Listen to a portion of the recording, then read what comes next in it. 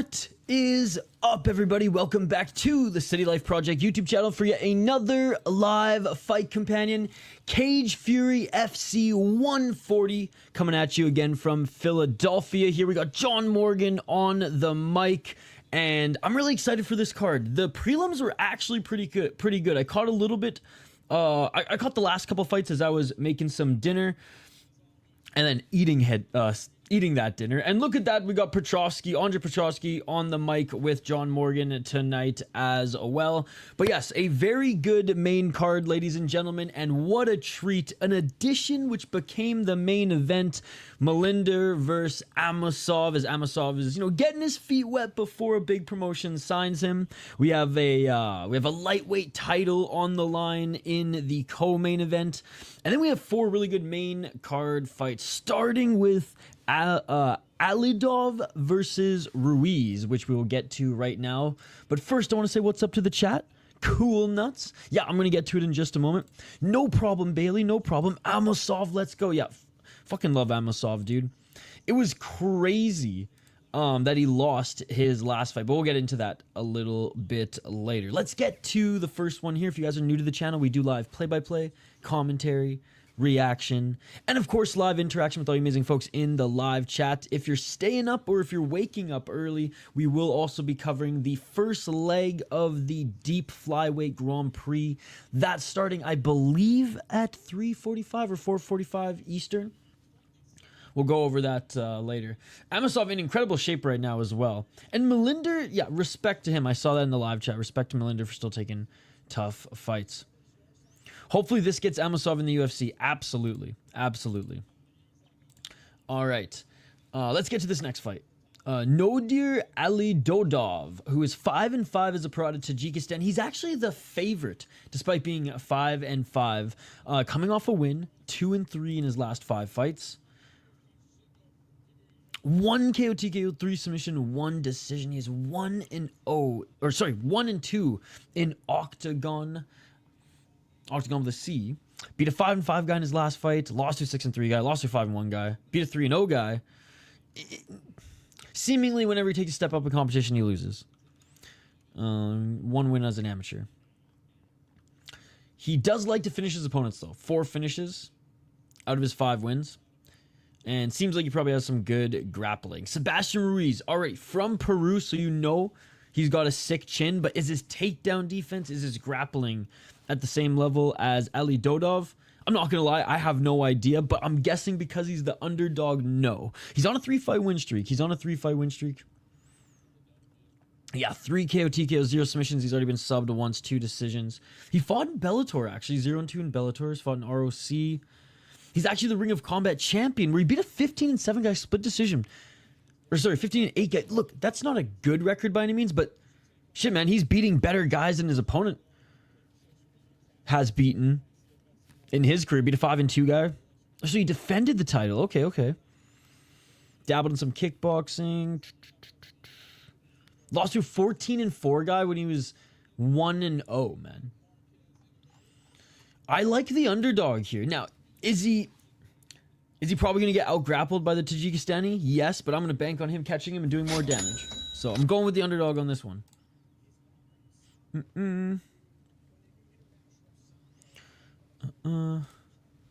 Don't tell me how to live my life, Amosov.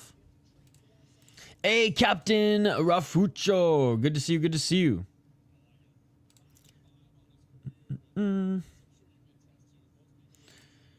Ricky Bendejas beat Marab. That is true. All right. These two fighters are making their way into the cage now, ladies and gentlemen, and we'll get to this first one. Again, should be a great card. We have 4 really good fights leading up to the co-main and obviously main event, which the co-main was going to be the main event. Vacant lightweight championship. Omar Rzgoev against Jesse Roberts. Jesse Roberts 8-1 as a pro. Rzgoev 4-0, but with a lot of hype. This will be his biggest step up in competition. Leap in competition. How's everybody doing this Friday night? Big shout out to everyone who joined us for one championship this morning, Cage Warriors early afternoon, and now some Cage Fury FC in the evening. And then we're just going to repeat the cycle. Repeat the cycle, except start even earlier for deep. All right, let me know your pick in the live chat, ladies and gentlemen. Who do you think is going to take this one? Again, Alidodov, I imagine, has the grappling advantage, and that's where I think he's going to try to win this fight. Sebastian Ruiz, I imagine, is the better striker. So it's one of those matchups.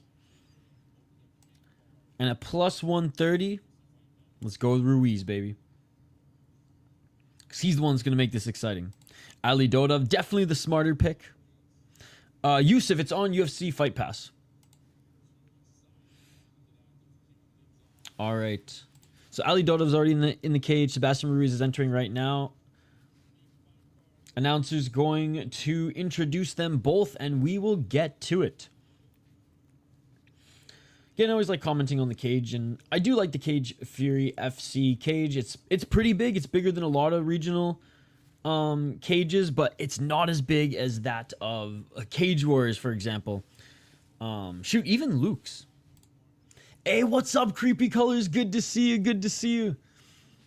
How's your Friday going? I'm dead ass tired. Is this UFC? Dr. David Sarnoff? That's new. He's new. Hey, Dan Mergliotta reffing this one. Let's go. All right, opening up the main card here. Good crowd, it seems. Glad you're live, Hockey from Home. Glad you're live. All right, striker versus grappler, I imagine. Guys, let me know in the chat. I haven't watched Nodir Alidodov. I've never seen this guy fight. He's fought in Octagon, though, it seems, and he's been fighting in Ring of Combat. Like, how's his striking? He's gone to decision his last 2 fights. Pretty good, Hockey from Home. Just been streaming and working. Streaming and working, Hockey from Home. Okay, so Nodir Alidodov actually... So he trains in Pennsylvania. That's illegal, buddy. You're a smart guy. You're a smart guy. You're a smart guy. So we're doing play-by-play and commentary. You're a smart guy. You know we can't show the fights. We're just about done in an hour and a half, but ahead of my rate, so we're going to coast. Hey, let's go. Let's go. Dude, I'm going to be streaming all night, man. We got some Japanese MMA later. No, at home today. Hockey from Home. All right, here we go. Round 1, ladies and gentlemen.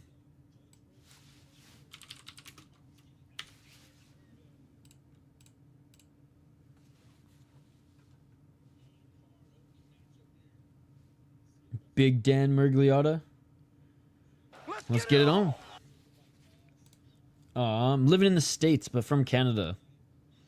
Hey, what's up, man? Good to see you. Good to see you. In 2 fights. 4 minutes and 47 seconds. Walking forward here is Alidodov. Nice kick to the body by Ruiz. Alidodov with the straight left. Okay. Alidodov. Looks like he's got some decent boxing. 4 minutes and 46 seconds.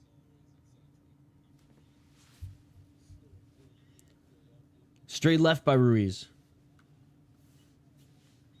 Hey, shout to Era from Minsk. 4 minutes and 20 seconds. We got a lot of Amosov supporters here in the chat, and I imagine who are going to be joining us later as well. Straight left by Ruiz. Right hand by Ruiz. Alidodov with a 1-2. Millender. Yo, what's up, Shaun? It's great to see you, buddy. How's your Friday going? Each of them land a left. Foss created at Las Vegas Brewing Company. What are they known for? Their stouts, their IPAs. What are they known for, Degenerate Dane? Just so I know when I go there. 3 minutes and 51 seconds. High kick swing and a miss by Alidodov. Alidodov's got some decent striking. I know I'm pretty fucking sad, especially since he's on Boston now. Right hand by Alidodov. I don't know. I think the Wild would have scratched him earlier if they had an issue with him. I think maybe there was something internal going on. 3 minutes and 26 seconds, but that's just speculative. And you know what? If they got a clear space and he ain't scoring and playing two-way, you know, I don't agree with the trade, but he definitely, I guess, was expendable. But I think they'll regret it as well. 3 minutes and 11 seconds. Still walking forward is Alidodov. UFC fight pass. UFC fight pass. Oh, nice right hand by Alidodov. Then Ruiz actually pushes Alidodov to the ground. Slipping was Alidodov, and Ruiz tried to take advantage of that back up to their feet. 2:53. See you later, Hog from home. 2:48 seconds. Walking forward is Alidodov. Alidodov with the right hand. Yeah, Alidodov is loading up on that right hand. 1-2 by Alidodov came at Ruiz, and Ruiz stuffed the takedown. Ruiz with a 1-2 and a high kick. Great job by Ruiz stuffing the takedown. Great job answering with the 1-2 and the high kick. Straight left by Alidodov. I'll say this, Alidodov's not a bad striker, but definitely Ruiz got a little bit more tools in his arsenal. 2 minutes in 19. Alidodov's throwing some spinning shit now. Low kick. Straight left jab by Ruiz. Left to the body by Alidodov. Alidodov loads up that right hand. Swing and a miss. Alidodov looking for the takedown.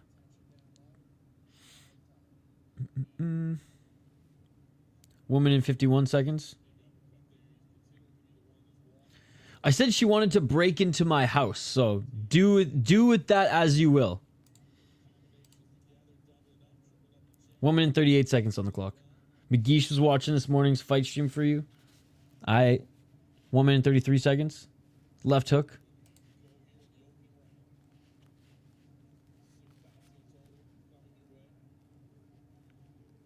One minute and 22 seconds. High kick by Alidodov, swinging to miss. How's it going, Junior?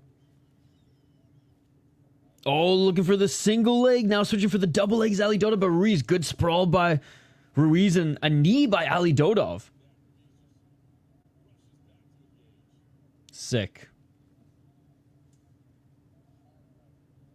Big left hand. Body kick by Alidodov.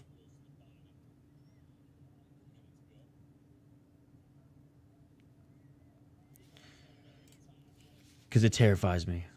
And I need my St. Paul Steel sponsorship back so I can get the bars on the window.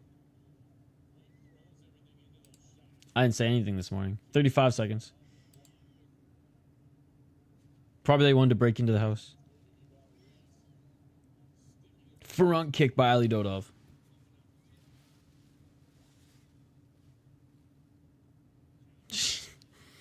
Oh, the irony. 20 seconds. Pace is slowed down a little bit here. Low kick by Alidodov. Alidodov still the aggressor moving forward, but Ruiz playing that counter game. And now Ruiz gets an easy single leg back up to his feet as Alidodov. Oh! Ruiz just missed with the high kick. Just missed with the high kick, and that is it for the first round. All right, you know what?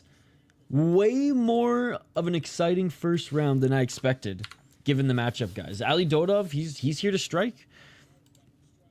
And Ruiz has good takedown defense.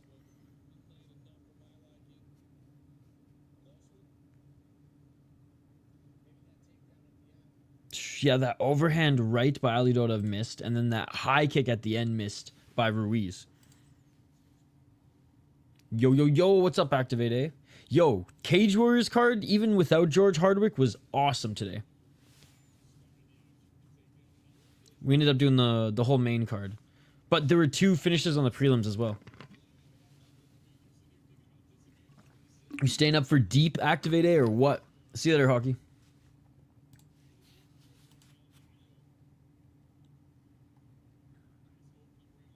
Oh yeah, guys, vote. What do you want me to cover tomorrow? Cage Warriors or boxing? There's a poll question. There's also a poll question in this chat, so you know, vote in that as well. But on the post page, on the community page, there's also a poll question. Let's get it all. You guys let me know what you want me to do tomorrow. 4 minutes and 52 seconds, round 2. So far, Cage Warriors is in the lead, 79%. No one wants to see any boxing here. Which I could care less. Either way, I'm down to do either or. That's why I gave you guys the option. 4 minutes and 36 seconds. And Alidodov picking up where he left off in that first round, continuing to try to pressure Ruiz outside that center line, although in Cage Fury FC, that center line is very small. Little box. Yeah, I watched the prelims, but I couldn't watch the main card live. I rewatched it earlier. Pretty good. Yeah, it was pretty good. I was pleasantly surprised. 4 minutes and 15 seconds. They reset at center. Alidodov pressuring forward. Doesn't land with that left jab.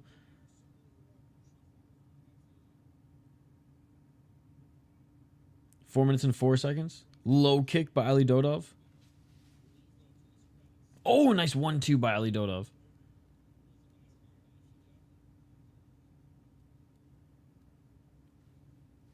Yes, Junior. Right hand by Alidodov. And that stumbled Ruiz. Low kick by Alidodov. Alidodov with the left hook. Straight left by Alidodov. 3 minutes and 36 seconds. Yeah, Junior, if news comes out that, like, you know, host of the City Life Project YouTube channel gets murdered in the next, I don't know, few months or even a year, you got your prime suspect, aight? That's a message to the world. 3 minutes and 17 seconds on the clock. Low kick by Alidodov. Front kick by Alidodov. Dude, Alidodov's like, he's mixing it up here and he's getting the better of Ruiz. Ruiz with a straight left jab.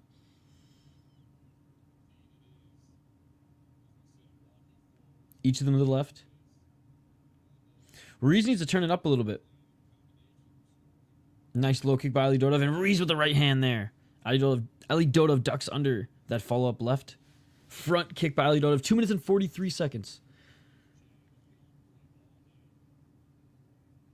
I mean, Ruiz's jab is nice, but, like, what else is he throwing right now, honestly? Oh, there's another left by Alidodov. He's tried to go with those high kicks in the first round, but seemingly giving up that here. Another straight left jab. Again, the left jab's getting through. Side kick by Alidodov, but Alidodov's mixing it up.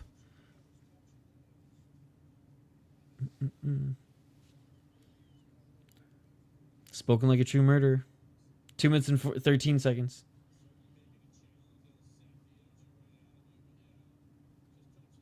Okay, so just breaking and entering. 2 minutes and 3 seconds. Oh, right hand by Ruiz. Alidodov from Octagon with the C. Yep. Three fights there. I think he was 2-1, it said. Nice straight left jab by Ruiz. You're not going to win a fight or a round just with your jab. Or 1 and 2. There you go. Oh, Amanda probably still knocks me out.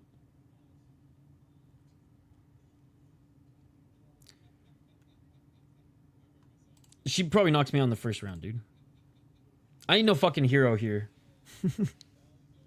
She weighs more than me, A. And yeah, definitely, you know, I don't have the strongest jaw. She probably knocks me out in, like, I don't know. I get maybe last minute and a half tops.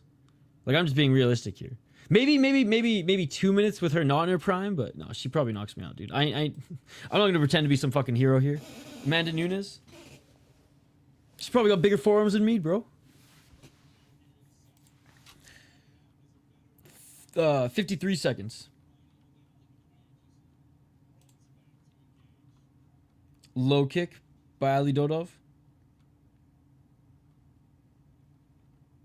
42 seconds. Oh, swing and a miss by Alidodov. He tried to follow up with that spinning back fist. But again, Ruiz just not doing enough. Alidodov's going to win this round. Despite Ruiz's jab getting through every single time. Hockey, let's not go down this road again. We've already done this once. Just shows how Octagon with the C, worst guys can beat up some of those guys. Oh, big shot by Ruiz. Ruiz just dropped Alidodov. Ruiz with big hammer fist. 9 seconds on the clock. Not enough time for Ruiz to finish this. Especially because Alidodov just grabbed his arms. Final seconds, and that will do it for the second round. He might have won that round back. But that's all. That just made this round way harder to score, man. It just shows how Octagon, the C, the worst guys, could beat up some of those undercard guys on CFFC and LFA. No, it's true, man. Octagon, the C is a good league. Hockey, what did I just say? Stop. We've already gone down this path. You really want to just derail this fucking stream again? Please stop. You already know the answer. Ooh, it was a nice right uppercut that buckled him.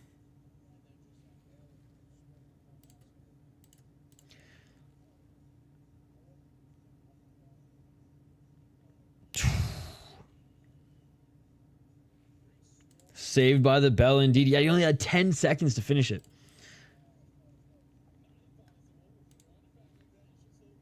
All right. Alidodov yelling, woo! All right, third and final.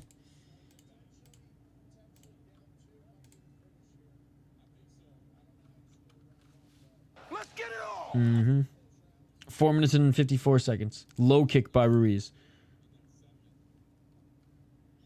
Looking for the single leg takedown is Alidodov. I know it feels like we're internet people, but we're real people. No, I know you guys are real people. And Hockey from Home really wants to break into my house, dude. What's popping, Curtis Clark? I've actually met some of you guys before.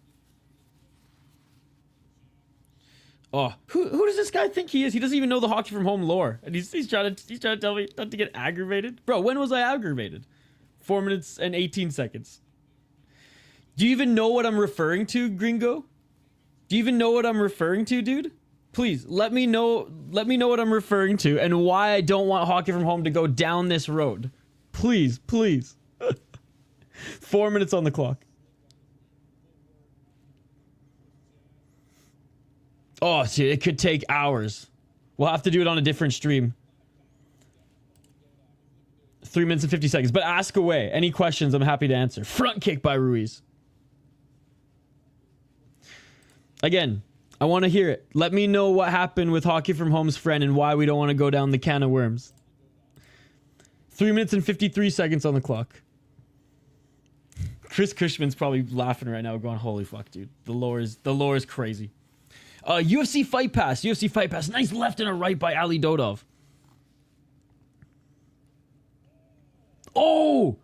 Nice shot by Ruiz. Look at the face of Alidodov now, just wearing that damage from the jab. I'm not going to Hockey from Home.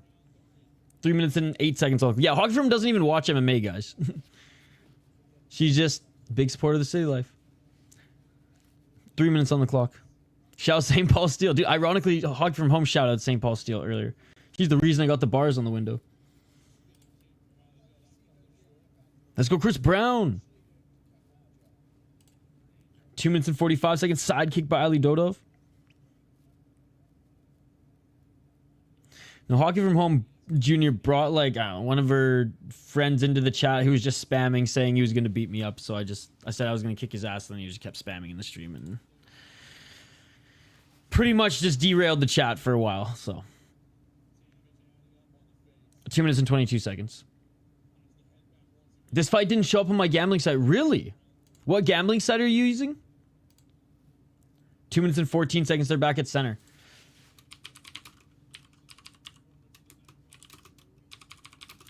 I always use the website fightodds.io, and it tells you usually all the mainstream betting apps that you can find Cage Fury FC odds are. So I put the link in the live chat for you.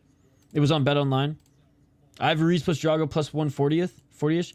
Ruiz might win this. He was the underdog. Yeah, I picked him to win.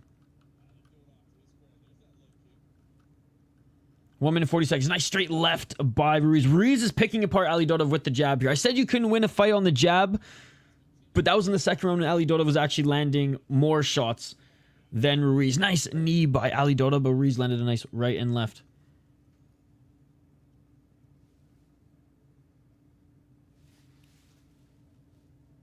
Hockey, we're watching fights, all right? 1 minute and 16 seconds. If you'd like to join in and watch fights, that would be awesome. If not, we're not gonna talk about your friend who wants to fight us. 1 minute on the clock. He wanted to watch Cage Fury FC Hockey from Home. Oh, nice left by Ruiz. Oh, nice high kick by Ruiz. Alidodov's starting to fade a little bit here, guys. Maybe a few others, but that's the one I use for MMA outside of the UFC usually. Bet Online. Yeah, under the right eye of Alidodov. 44 seconds remaining in this third and final round. Oh, just missing with the right uppercut from Ruiz.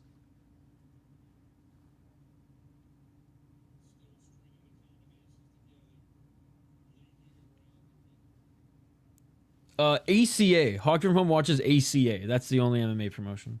21 seconds on the clock. Use R7 Brazilian site. 15 seconds, and Alidodov was looking for a late takedown, but he's running out of time. Yeah, Ruiz is going to win this round. Ruiz maybe won the second round. I think it all comes down to the swing round. First round, Alidodov. Third round, for sure, Ruiz. Ruiz gets a late takedown here just to stamp his ticket, and that is it for the fight, ladies and gentlemen. It all comes down to that second round. And I think Ruiz stole that second round with the late knockdown and some follow-up shots. So I think Ruiz wins this one, but the second round is the swing round. Because up until that knockdown in, what was it, the last like 20 seconds, Alidodov was winning that round.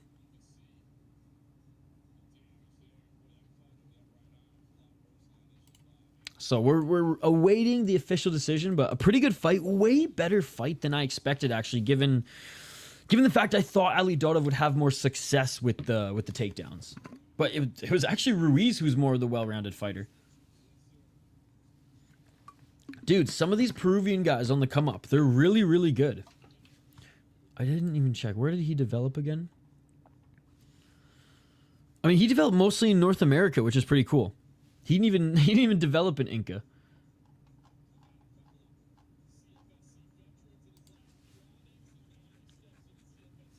All right. I mean, it looks like his team thinks he won this.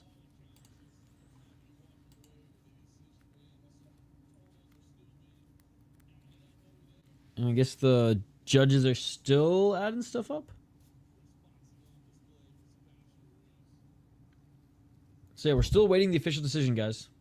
That second round, man. The judges are debating that second round. He's on a win streak. He's he was 2-4. Sheesh. Yeah, on a 3-fight win streak.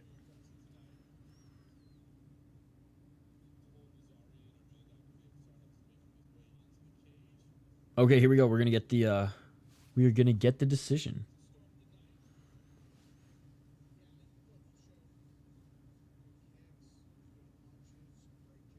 No, Alidodov, good game plan. It didn't work out when he couldn't get him to the ground. Yeah, I can't forget his hat. Dan Murgliata like that, eh?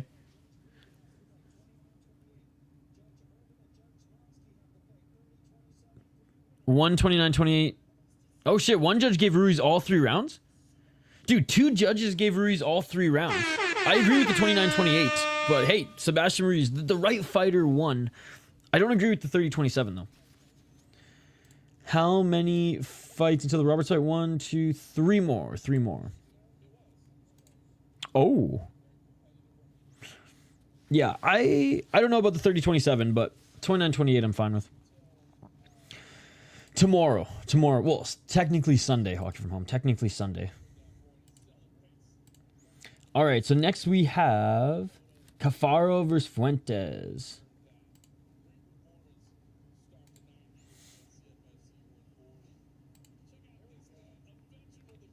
Oh, and this one the odds are close.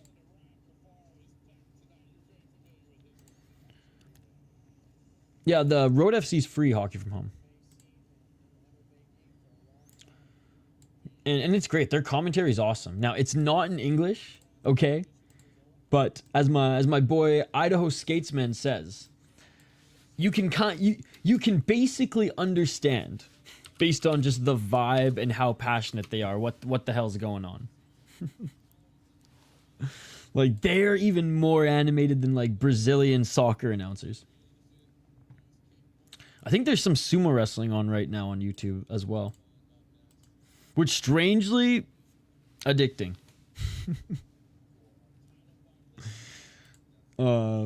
Scott Young shared the last big sumo tournament, and it was wild. It was just like match after match after match, and it's crazy. Like the live chats there, like the community are like hardcore. But anyways, it was pretty entertaining. I had it on like my second monitor in the background as I was working. I know. The best part about Road FC is the funny Korean commercials. Yes, and the commercials steal the show. Every commercial is like a Super Bowl commercial. See, okay, Hockey from Home is now watching Jiu-Jitsu. There you go. There you go. All right, 145 pounds next, ladies and gentlemen. And we have Ricardo Fuentes, who's 6-3 out of Colombia. He's 27 years of age, and he is the favorite in this one. 3-2 in his last 5 fights. 1 KO TKO, 3 submissions, 2 decisions. 3-1 in Striker Fighting Championship. 2-1 in Cage Fury Fighting Championship. Beat a 5-2 guy in his return to the promotion. Got a knee bar. Okay, he's actually has some good wins. Look, lost a decision to Greg Fisher, who's 12-3 now, so still legit fighter. Beat a 5-1 guy. How's he doing now? 6-4.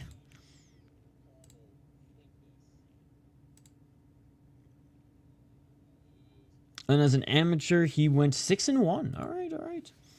Looking at his opponent out of the USA, 35 years of age, Ryan Cafaro, Korean Thunder, who is 11-6 as a pro, 3-2 in his last, or 3-1-1 in his last 5 fights.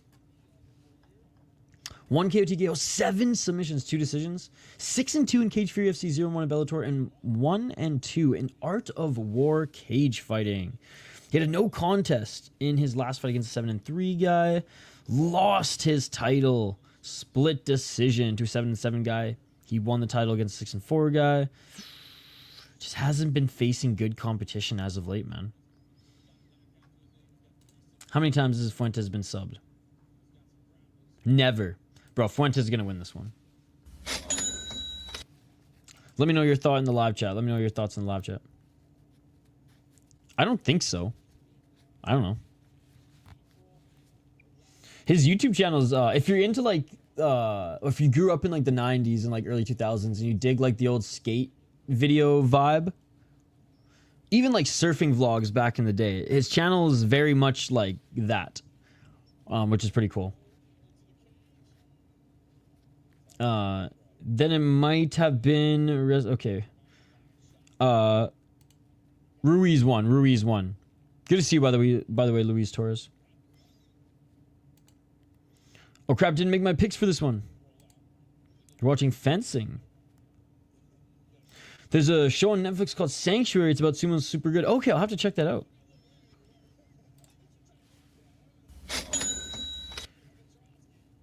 Reminder that I found this channel from Amosov's last fight, which I'm still shocked he lost that one in the fashion that he did. Big shout out to Jason Jackson, who snatched that title from him and ended his insane win streak of 27 fights. 27 wins in a row, I should say.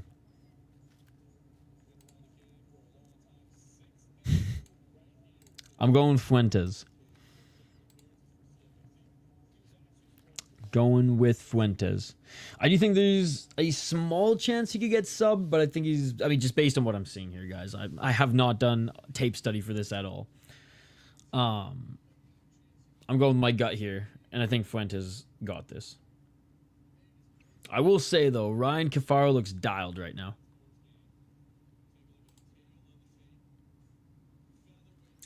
Ryan's my boy, and he has a crazy work ethic. Hopefully, he shocks everyone like he has in the past. Ryan is the striking coach for a couple of UFC fighters at our gym. No way! What's your gym, Miguel? And good to see you, by the way. Oh, fuck, man. Now you make me feel bad, Miguel. All right, I'm still sticking with Fuentes. He's the slight favorite here. I'm sticking with Fuentes as my pick, but I'm rooting for Ryan Cafaro. There we go. Win-win. Win-win. There you go. Striking ace is picking Cafaro. Nick Katona's MMA. Well, shout out to Nick Katona's MMA. Shout out to Miguel Vargas. Thank you so much for chilling in the live chat here. We're going to be doing play-by-play, and like we said, rooting for your boy, and hopefully this is a good fight. Yo, where the fuck is Shane, by the way? Oh, the Raptors game. That's right. Every card that I think I can do well on our beer bets, he's watching freaking NBA. Yeah, I think the Colombian might get the rear naked choke. Hockey from Home is also picking Cafaro. I'll pick Nick here as well. Oh, Dan Miragliotta going back to back tonight? Dude, is Dan Miragliotta going to go friggin' 6 for 6 on this main card? Big Dan the man. He's your man. Road to FC. Come on, Gus. Yo, what's up, Felix Lopez? See you later, hockey. Round 1, ladies and gentlemen. Let's get it on 4 minutes and 53 seconds on clock. Nice straight left by Cafaro. Cafaro in the red corner, yellow shorts. Fuentes in the blue corner, white shorts.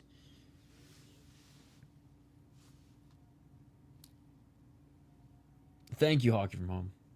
Right hand by Fuentes. Double left by Cafaro.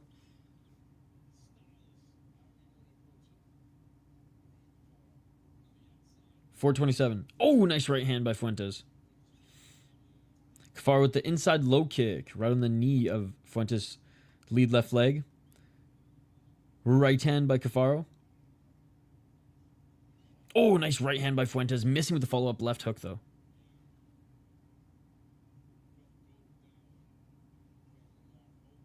Will do, will do. 4 minutes and 1 seconds. Swing and a miss with the left by Cafaro. Walking forward is Fuentes. Cafaro moves left and right. Fuentes with a nice right hand. Cafaro working on the outside. Attacking that lead left leg of Fuentes. Nice step in left elbow by Cafaro. Very One Championship Friday Fights Muay Thai-esque there.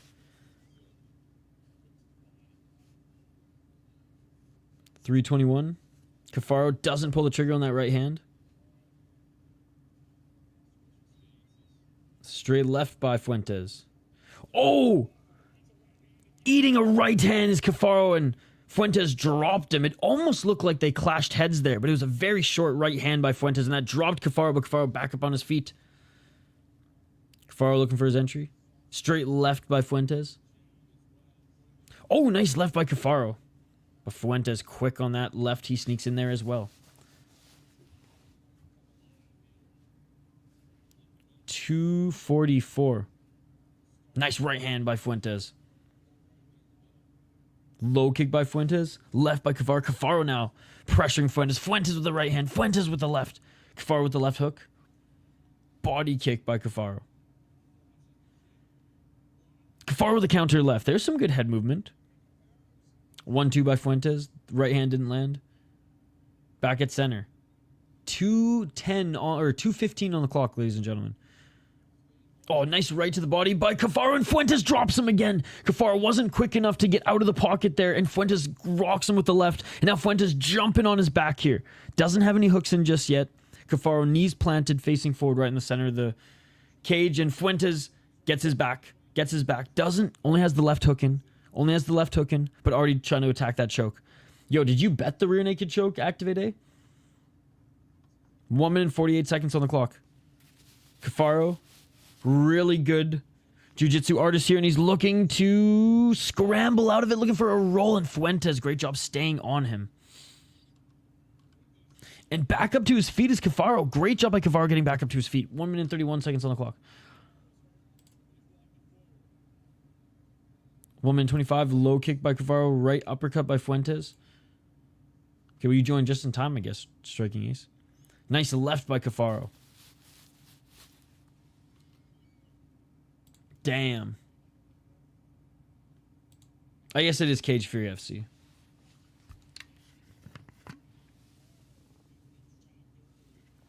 Final minute, low kick by Cafaro.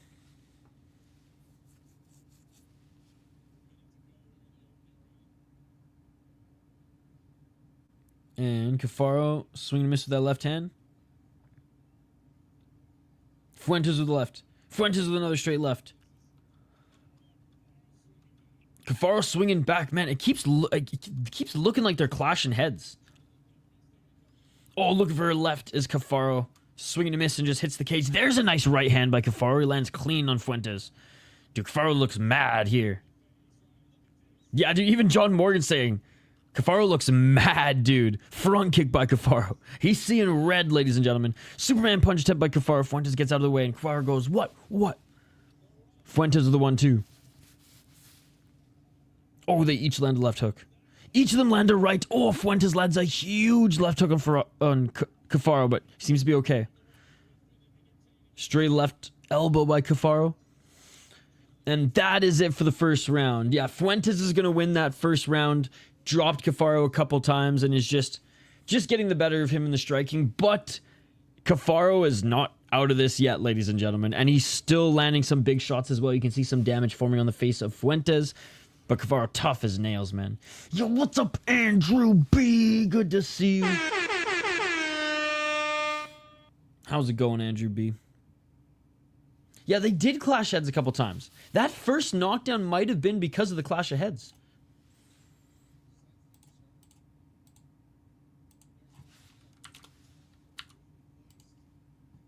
The second one was nice, but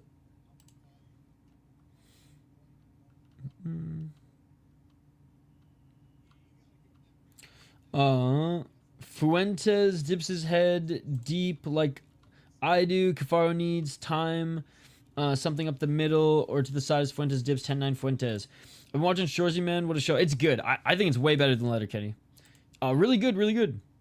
Ryan by Leon Edwards head kick. Don't let him bully his son. Well, he's not letting him bully him. We'll say that much. Far from it. 4 minutes and 49 seconds. Looking for the high kick. There's Cafaro. Cafaro with the left hand. I mean, Cafaro just might out pressure him out to, oh man, big right hand by Fuentes here. If he keeps walking forward and Fuentes just can't take him out. I'm doing good, man. How are you doing today? 4 minutes and 20 seconds. Low kick by Cafaro.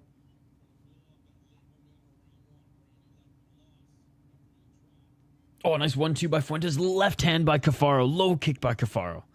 Cafaro now walking forward. I think Fuentes was hurt there. Straight left elbow by Cafaro again. Left to the body by Fuentes. Good to hear, Andrew. Good to hear. Left to the body again by Fuentes. They're back at center. Double left jab and a right hand by Fuentes. Fuentes with another straight right. Cafaro wants that super leg elbow, man. There's another step in left elbow. And now Fuentes is clowning him a bit, going, let's go, let's go. Low kick by Cafaro. Cafaro walking in with that straight left elbow, but he gets tagged with the counter left. Straight left by Fuentes. Indeed. Nice step in left elbow by Fuentes now. 3 minutes and 17 seconds. Front kick by Cafaro. Right elbow by Cafaro, but he falls to the ground as Fuentes evades that shot.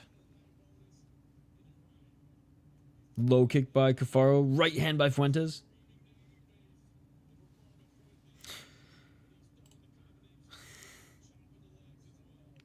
Oh, big left.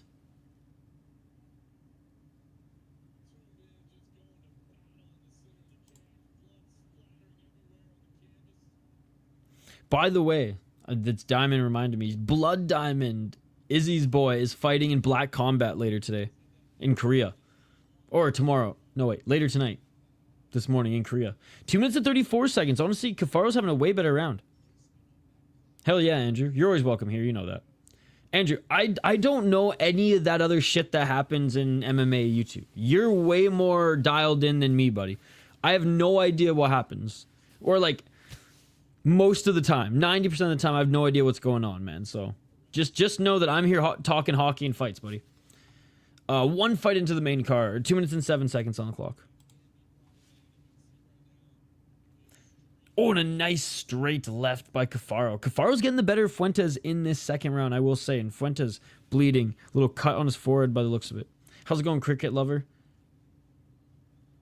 Cafaro missing with that straight left. Cafaro with a nice left uppercut. Low kick by Cafaro.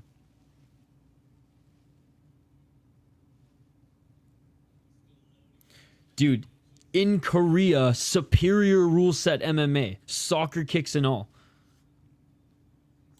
Hak Tua. 1 minute and 24 seconds. Oh, a nice shot by Cafaro. Cafaro with another left elbow. Dude, what did I say at the beginning of the second round? Cafaro's going to continue to walk forward, continue to pressure Fuentes, and Fuentes is eventually going to break. And he's breaking right now. Big left to the body by Cafaro. Big left by Cafaro. Dude, Cafaro is an absolute tank. Yeah, and all I care about is watching fights, man, and watching hockey. I don't care about any drama or anything. I don't even know half the people. He just did the Marab. 46 seconds. We have one more round of this, ladies and gentlemen. It's going to be 1-1 going into the third. Cafaro's going to win this round. God, I mean, like, Amosov. But man, he faded against Jason Jackson. 22 seconds. Oh, nice step back left by Cafaro. Korean Thunder was a God-given name. Andrew, it's tied going into the third round. First round went to Fuentes. Second round, Cafaro. But Fuentes' gas tank has drained. And Cafaro looks like he could fight another 3 rounds. And that is it, ladies and gentlemen, for the second round. We're going into round number 3 here in a moment. You can definitely tell Cafaro just loves to fight, man. He's having the time of his life in there. He's got a pretty nasty... Oh, that's a nasty cut on Fuentes right down the middle of his forehead. Probably from those elbows, man.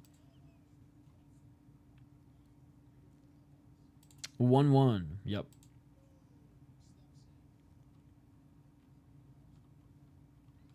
Just fights, Andrew. Just fights. Sunday, I have some plans. I'm hanging out with some friends.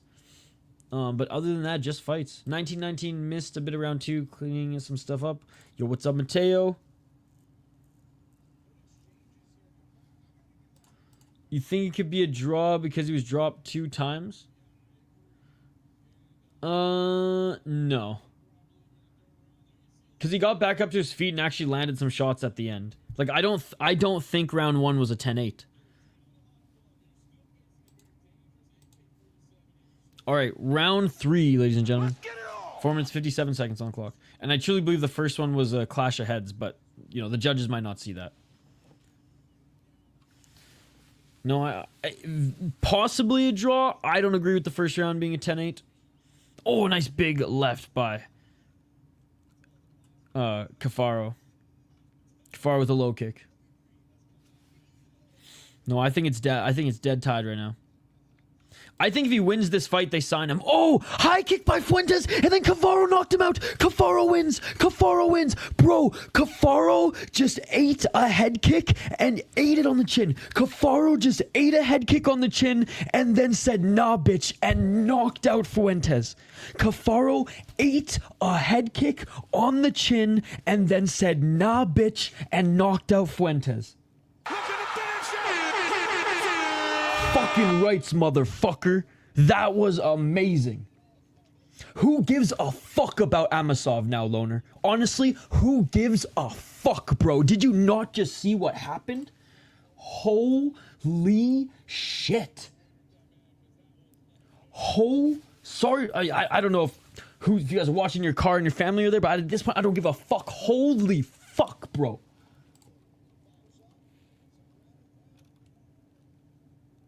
He ate a head kick. Look at this replay. That is the most badass fucking knockout I think I have ever seen. I've been watching mixed martial arts my entire life. I've been watching mixed martial arts my entire life. UFC Fight Pass. Cancel your Netflix, get UFC Fight Pass. That was one of the most, if not the most badass knockout I have ever seen. Eats a shin to the face and then just throws a hook and knocks him out. Bro, you tell him anytime he wants to jump on the channel for an interview, we will promote the shit out of him. Shout out to Ryan Cafaro. I've never been so happy to get a pick wrong. That was unbelievable. Yeah, I was right about the head kick, just the wrong person. No, Cafaro was in the yellow. Dude, Chris Cushman, correct me if I'm wrong. That was one of, if not the most badass knockouts in mixed martial arts history.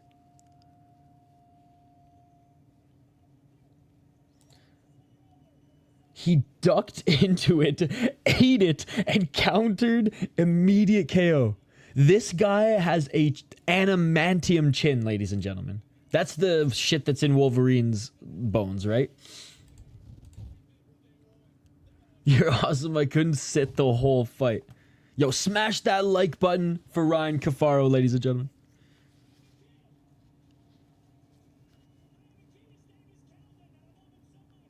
He's shouting out his kid too. What a beauty.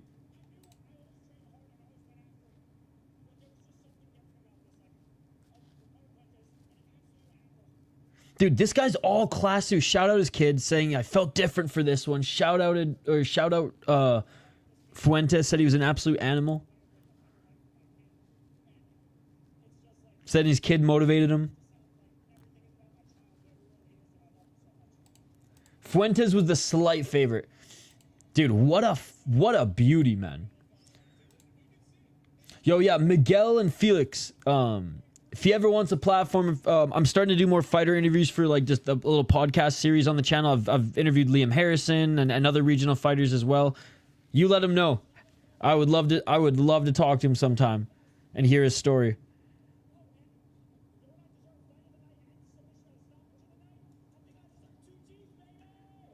Yeah, give this guy every fucking bonus, man. Give this guy every bonus. Dude, he ate a head kick and then knocked him out. I think Luke Riley has UFC potential. He's okay, I'm not saying he is I'm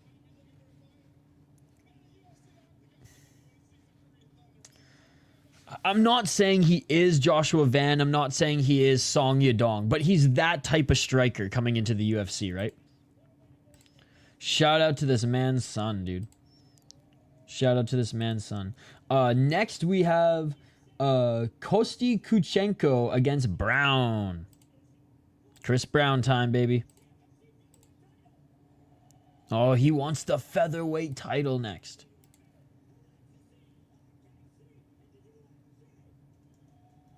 Who wants to see me in the UFC? Dude, what a beauty. That was a treat to watch.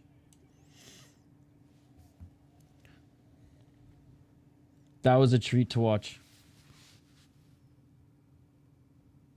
I'm telling Shane right now, you missed the most badass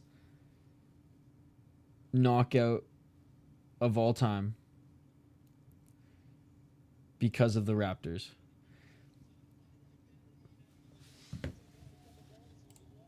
He's 35. Don't you think he's too old for a UFC contract? Probably. Probably. But the UFC signed Alex Pereira at 35. Pereira had less fights than this guy. In MMA. No, I mean, it'd be tough for him to make the UFC now. It's not out of the realm of possibility for him to get a Dana White's Contender Series shot as a fill-in.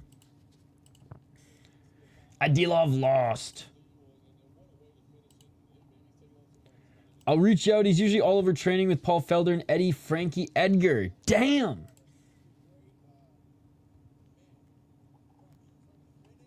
It was a good fight, though. It was a good fight. He put on a good fight. All right. Let's get to this next one.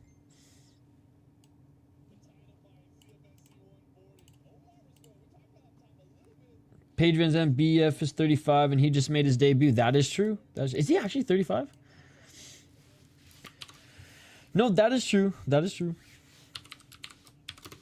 I mean, the UFC's definitely leaning towards bringing younger guys in and prioritizing that, but, like, they still bring in older guys. 4 more fights. 4 more fights. We're on the featured, 4 more fights. Next one will be the featured fight.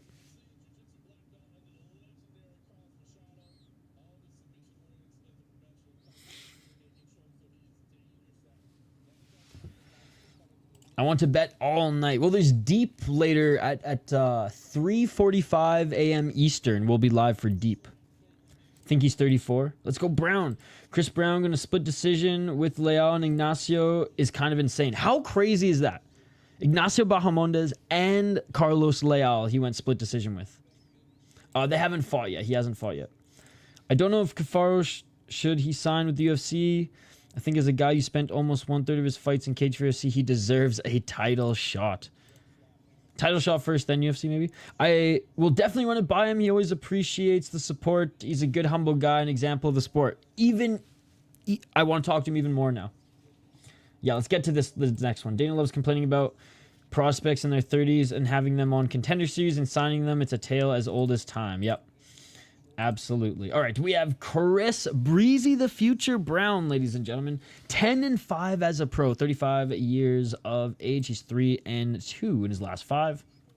Out of Jackson Wink, 5 KO TKOs, 1 submission, 4 decisions. He's only lost via decision. 6-2 in LFA, 0-2 in PFL, and making his debut in Cage Fury FC. He was the LFA champion back in 2022.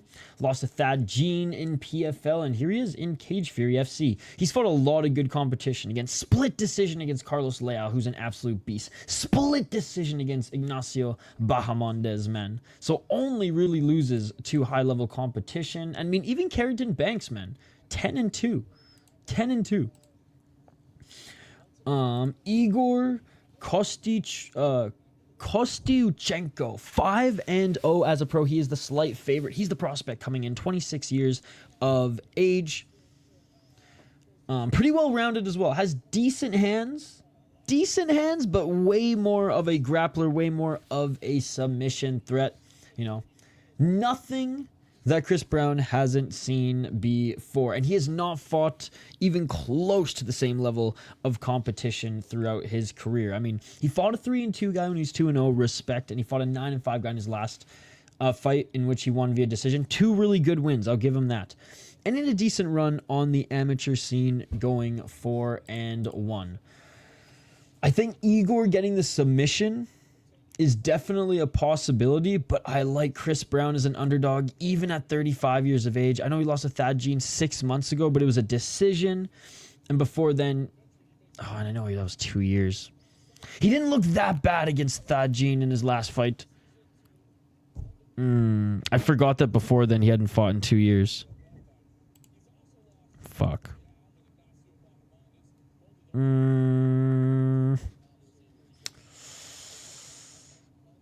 I still think he's not the worst underdog, but I'm playing it safe on this one.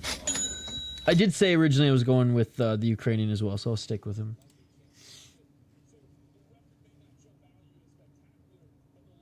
You don't see a lot of guys from Jackson's these days. Not many, not many. I've got Chris Brown decision. If he was 5-7 years younger, he could be a decent national level prospect.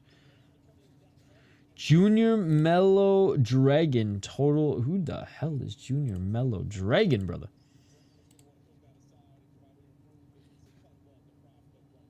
Junior Melo the fighter. Sorry. I thought that was like one of these guys' nicknames. I was like, I don't think either of these guys' monikers is that. Under 2.5 rounds. Oof. No. Yeah. I mean, Junior Melo his knockouts as well. Both the guys like to finish their opponents, so I could see that one being under 2.5 rounds. 2 years of no injuries. Chris Brown, let's go. Yes, I believe it has started. Because,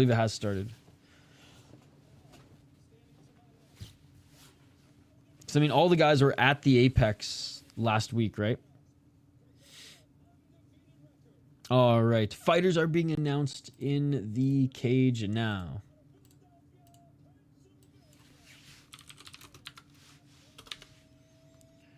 All right, keep the comments coming, guys. You know it's a comment-driven live stream. Love all the interaction here. And I want to hear your thoughts on the fight, predictions before the fights, the whole 9 yards.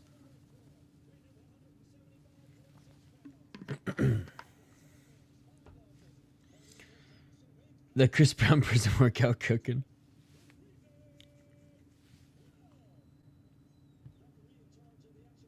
Dude, yeah, Dan Mergliotta's just going. He's doing every single fight on the main card. Busy night for Big Dan. All right, here we go, guys. Round one. Y'all ready for this? Let's go, Egor. Let's get it on. And let's fight. 4 minutes and 57 seconds. High kick attempt by Egor. Oblique kick by Brown. I remember the Brown fight now. Nice left by Brown and he instantly gets taken down by Egor. That was a meme freaking fight, if I remember correctly. I'm stunk and droned. 4 minutes and 34 seconds. You winning big tonight, Degenerate Dane? Inside control here is Egor Kostyuchenko. Oh, a nice job by Brown rolling out of it, but Kostyuchenko is getting right back up to his feet and going right back for the single leg. Kostyuchenko, sorry. Egor Kostyuchenko looking for that left single leg. Can he take Brown to the ground? Brown gets taken to the ground, asks the mat, back to the cage. This King Sherb strain is my favorite. I constantly have it in my rotation now. Nice. What's up, Ethan? Good to see you. Chitty ching ching, could buy anything. Cop that. Oh, collard greens. 3 minutes and 50 seconds.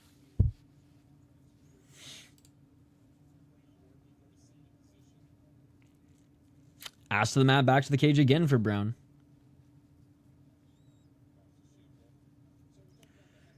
Kostyuchenko needs to advance position here. Chris Brown all days. What's up, Kumar?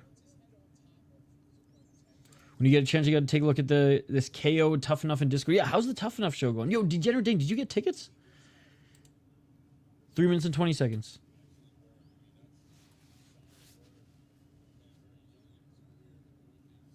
Kostyuchenko needs to do more here. I mean, obviously Brown needs to try to get back up to his feet as well, but Kostyuchenko's... Okay, now he's trying to drag the legs of Brown away from the cage.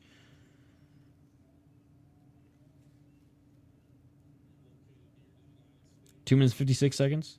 All right, here we go. Brown looking to try to get back up to his feet now. And Kostyuchenko just grabs his knees and pulls him back down.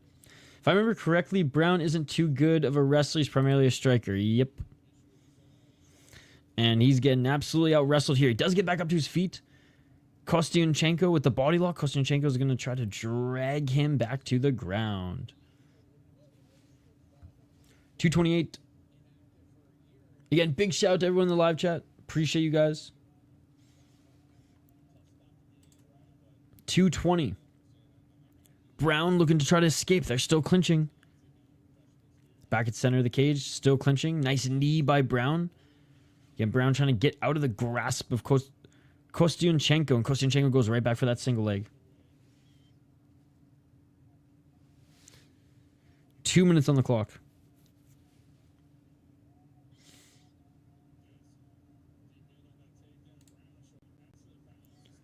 Split decision loss, which isn't bad at all. But it was a while ago, right? It was a while ago. Before his fight 6 months ago, he was out for over 2 years. And Kostyuchenko gets the takedown.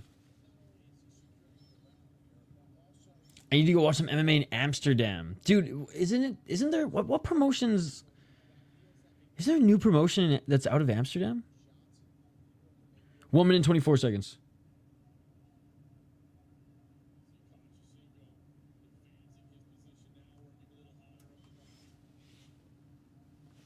$113.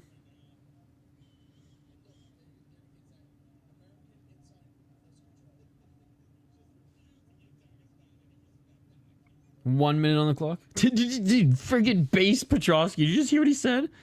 John Morgan's like, they were talking about wrestling, and then he's like, you just can't give Dagestani wrestling any respect. And Petrosky's like, nope, can't. Jeez. I feel like this might be going to Splitty City too. Back up to his feet is Brown. 42 seconds on the clock, and Kostyuchenko is going to win this round, but mostly because of control time. Yes, LFL. Oh, nice elbow by Brown. Dude, LFL is awesome. We covered that 2 weeks ago. Great league. Great league. And there's some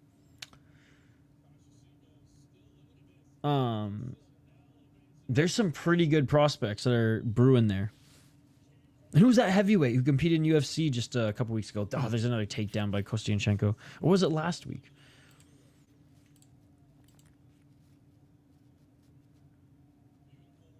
Three minutes on the clock, or 3 seconds on the clock, 2-1, and that is it for the first round. Pinto, yep. Yeah, he came out of LFL. He was the heavyweight champion there, and I think defended the title a few times. All right. End of the first round. Not that exciting of a round. Kostyuchenko is wrestling his way to a victory here. Brown catches some airtime. Dude, I can't wait to go there someday. I love me some coffee. I love me some cannabis. I love me some beer. They got good beer there as well. I hear the women are beautiful. So, can't go wrong. Can't go wrong.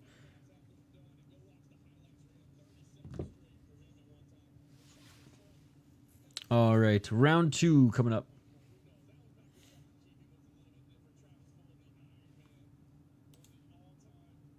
Travis Fulton, the GOAT.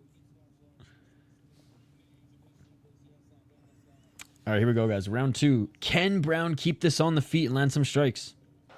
We shall see. Robin Black's on the broadcast for LFL as well. Yep. That's true. No, the production value, Anthony, is actually pretty good for a new promotion, right? Because they're like under 20 shows. 4 minutes and 45 seconds on the clock, and already going for the takedown is Kostyuchenko. Definitely a beer break fight for the audience here. Nice foot stomp by Brown. Got to respect the old school UFC foot stomp. I'm not even calling it MMA because it originated in the UFC. I don't think they were stomping foots in Shuto. They were stomping faces. 4 minutes and 17 seconds. Travis Fulton went out sad.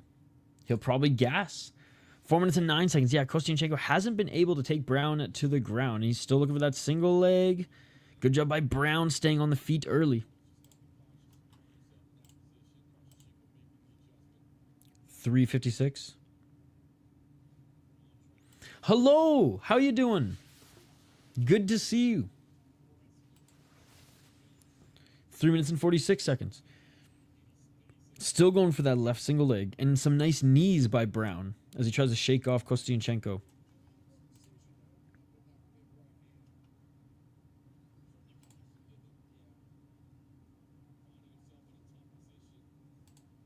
Still trying to go for that single leg here. Some shots by Brown. Trying to shake him off. 3:20 on the clock. Oh, almost landed the double leg. Good job by Brown staying on his feet. Elbows to the torso. And again, Kostyuchenko can't get the takedown. Dan Murgliota, he's going to separate them. Let's go Brown. Okay, Dan Murgliota disengages as Kostyuchenko switched up the position and went for the left underhook. 2 minutes and 49 seconds.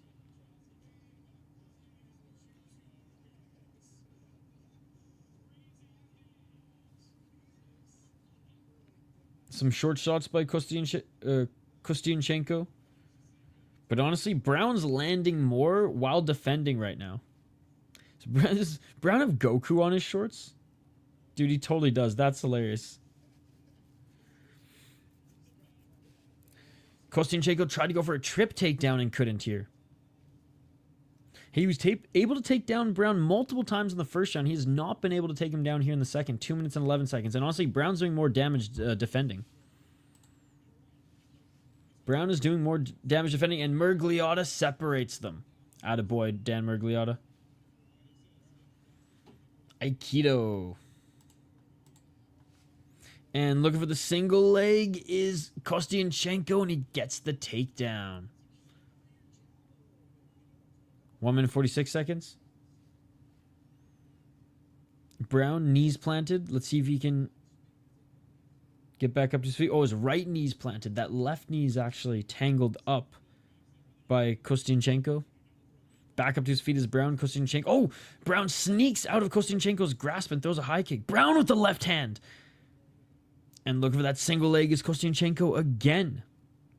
Kostyuchenko doesn't want to strike at all with Brown. Brown looking to try to shake Kostyuchenko off of him again.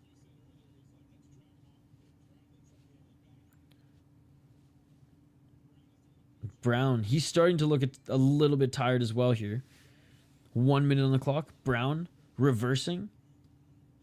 Brown looking to shake him off, but Kostyuchenko pushes him back up against the cage again.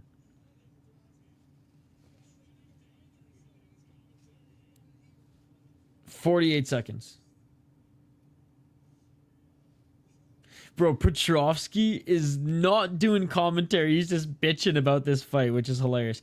Oh, and trying to land a trip takedown of his own is Brown, and instead he gives up the full mount position to Kostyuchenko. 25 seconds on the clock. He used to be really good. Dude, he literally went for the trip takedown, messed it up, fell on his back, and now Kostyuchenko's in the top position, but Chris Brown reverses, but then gets taken down again. God damn, Chris Brown, god damn. Oh, he got back up to sleep, but only for a moment, fell back down to his ground, and fell back down to the ground, and Kostyuchenko was able to get back up to, or get back on top of him, and that was the end of the second round. We have one more round, ladies and gentlemen, and both these guys are seemingly tired.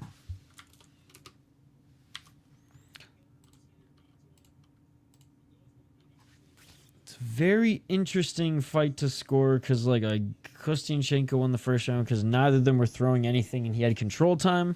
Second round, like I feel like Brown threw more in defense, but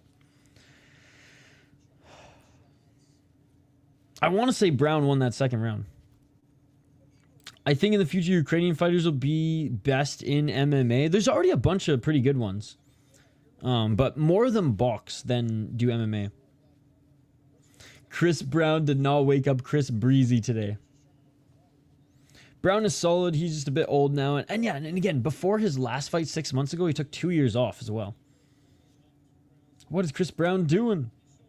They're saying he missed weight bad. Maybe he came in injured or didn't train. Yeah, he doesn't look like he's in Chris Brown shape that I remember.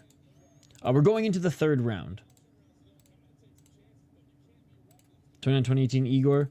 This was always Egor fight to lose. Brown isn't physical enough. I only have to bet on this Egor versus Rzgoev on this card. Brown with the right hand. Brown eats a left. Kostyuchenko. I want to see if Kostyuchenko is going to throw any hands at all.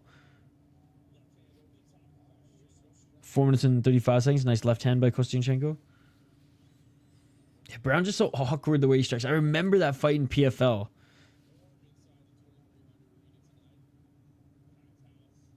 Four minutes and 22 seconds. Oblique kick by Brown. Sprawling Brown with the 1-2. Chris Brown defending the takedown by Kostyuchenko. Again, knee by Chris Brown. 4 minutes on the clock.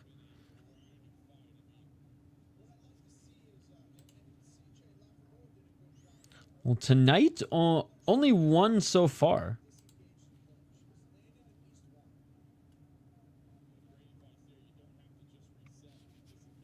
Three minutes and 50 seconds. See trains with fellow Ukrainian on this card. Amosov. Yep. 3 minutes and 43 seconds.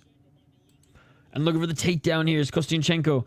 Elbows from Brown as Brown defended the takedown. Locked up one of the arms by Kostyuchenko. And Brown was looking for that armbar, but ends up falling on his back. Can he get back up to his feet?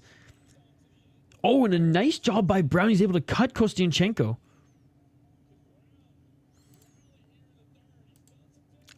It was a really good fight. It was a really good fight.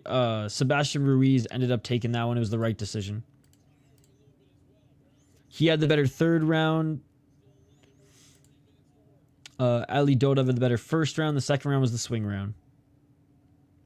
Hey, what's up, Kenny? Good to see you. Oh, big knees in the tie clinch by Brown. Dude, Brown is winning this round.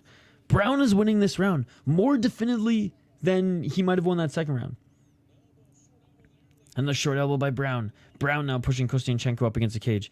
Brown needing to get the tie clinch going again. How's it going, Kenny? How's your Friday? Elbows by Brown. 2 minutes and 38 seconds. Kostyuchenko desperately trying to take him to the ground. More elbows by Brown. Kostyuchenko just can't take him to the ground. He can't do it.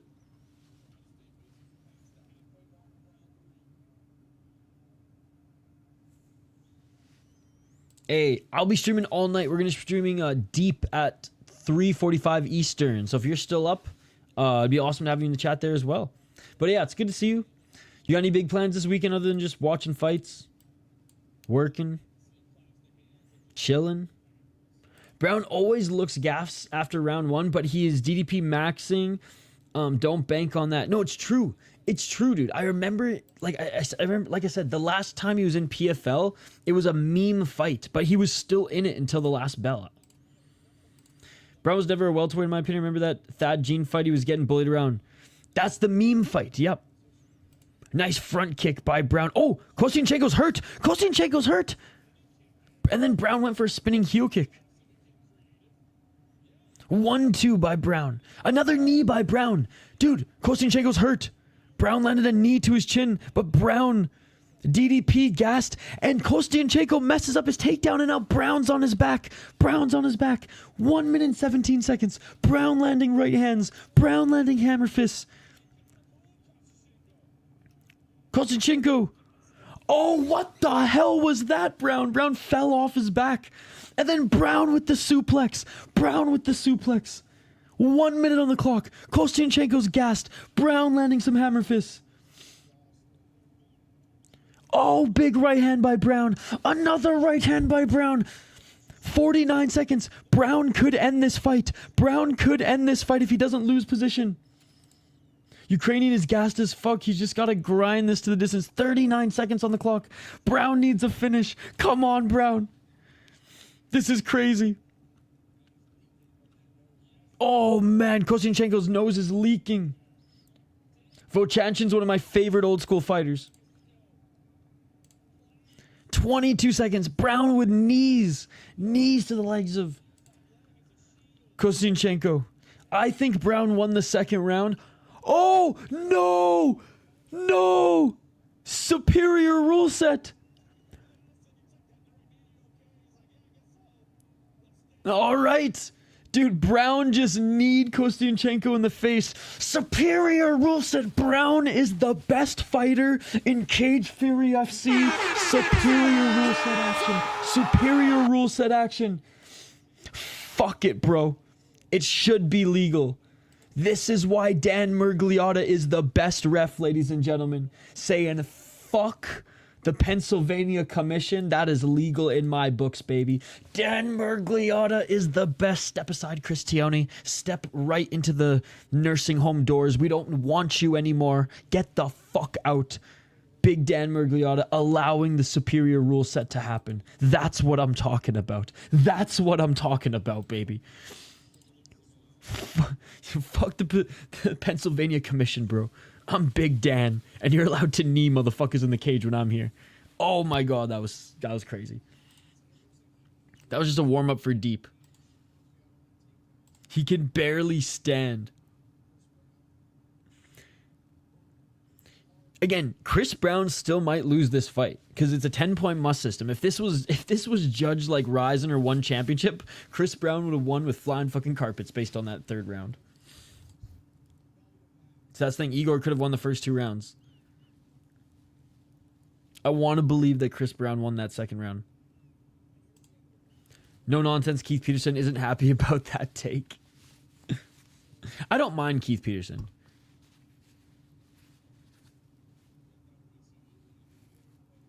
Yes, the Ukrainian Canadian. He's had 2 really good fights in his UFC debuts. I think he lost or won one and lost one, but really good fights nonetheless. Nope, that's the thing. He just grappled, so and you could barely call that, you know, control time. But he's still wearing his XL shirts. That's the thing.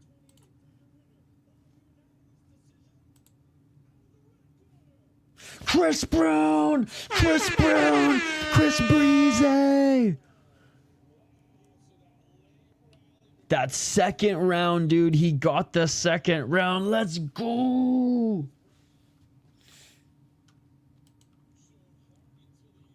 That third round, dude. I cannot believe it. Chris Brown now fighting people the same gender nowadays? Legit makes no sense. It's not even a bad decision, though, because the second round was a swing round. First round, clearly Kostyuchenko. Third round, clearly Chris Brown. Kostyuchenko can't even stand right now. He won. I judge a man not by the size of his body, but of his shirt. Let's go easy money plus 110. I lost. Okay, $8 isn't that bad. It's not that bad. You can get that back.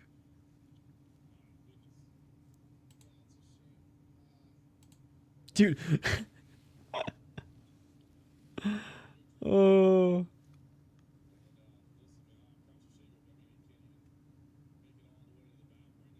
Bro, he's collapsing walking out of the cage. He can't even get to the back. He might need medical help right now. He can't even walk to backstage right now. Yeah. Again, damage-wise, round 2, yes, but I've just seen judges fucking ignore that so many times that's why it's still like, it wasn't enough to be like 100% we're going with him, right? That's the thing. I don't like that decision, to be honest. I do like that decision. The second round, he didn't do any damage. He literally, like, he had one... Okay. Other than one shot in the first 30 to 40 seconds.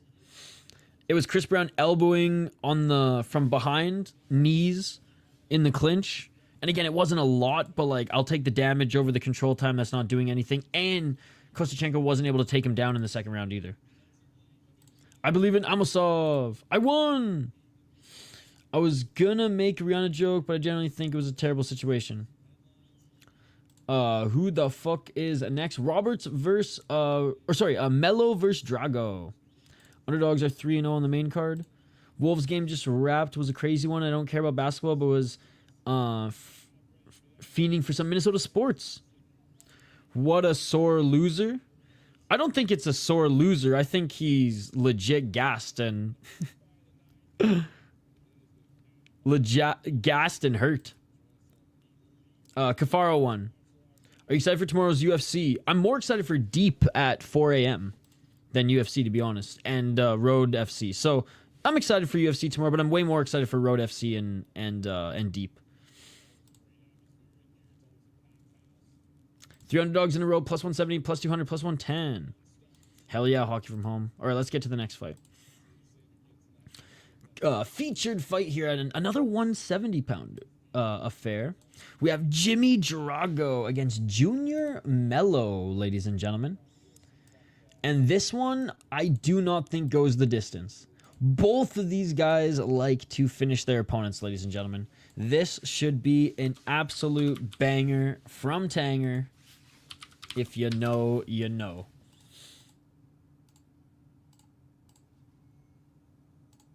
Fair enough, fair enough. You're a Ukrainian brother. I think if he did even some more short elbows in the clinch, just did a little bit more damage with that control time, that would have swayed the judges. But like, if you can't even get the guy to the ground and the other guy's doing damage in defense, like, it's not a fun round to score. It's not a fun round to watch, but you got to give it to the damage guy, right? Jimmy and Amosov going to win easily. All right, let's take a look at this one. We have Junior Melo, who's plus 350, 2-2-1 in his last 5 fights, coming off is it a draw or no contest? 7 KO TKOs, 7 submissions, 0 decisions. That's what we like to see, ladies and gentlemen.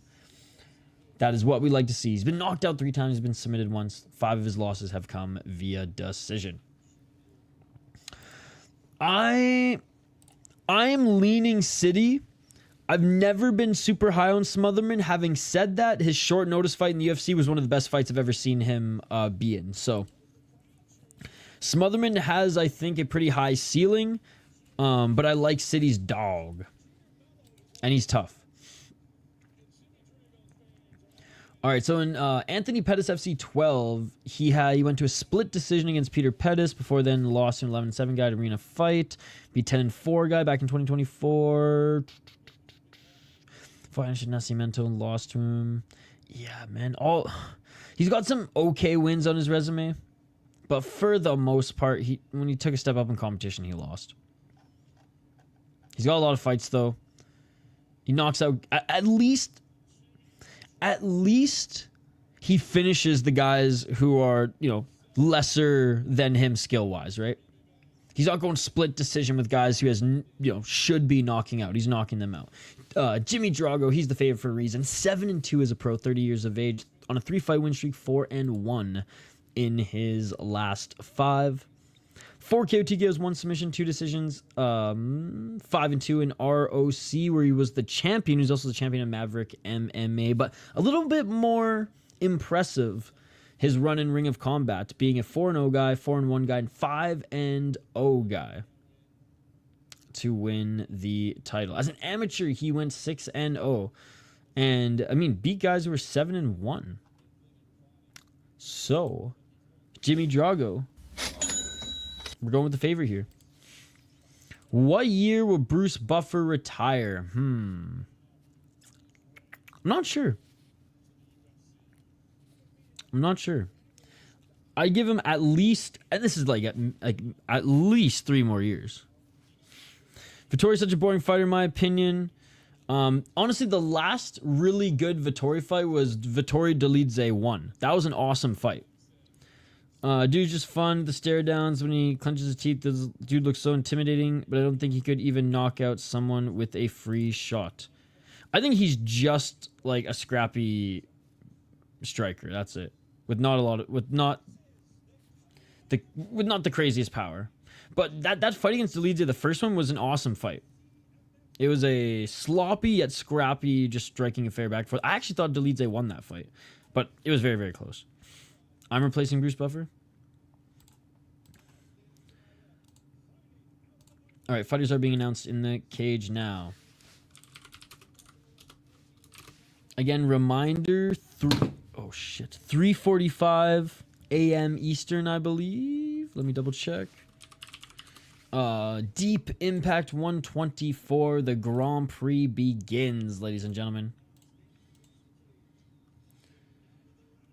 Not everyone was gifted with KO power. Marvin has cardio for days. That is true.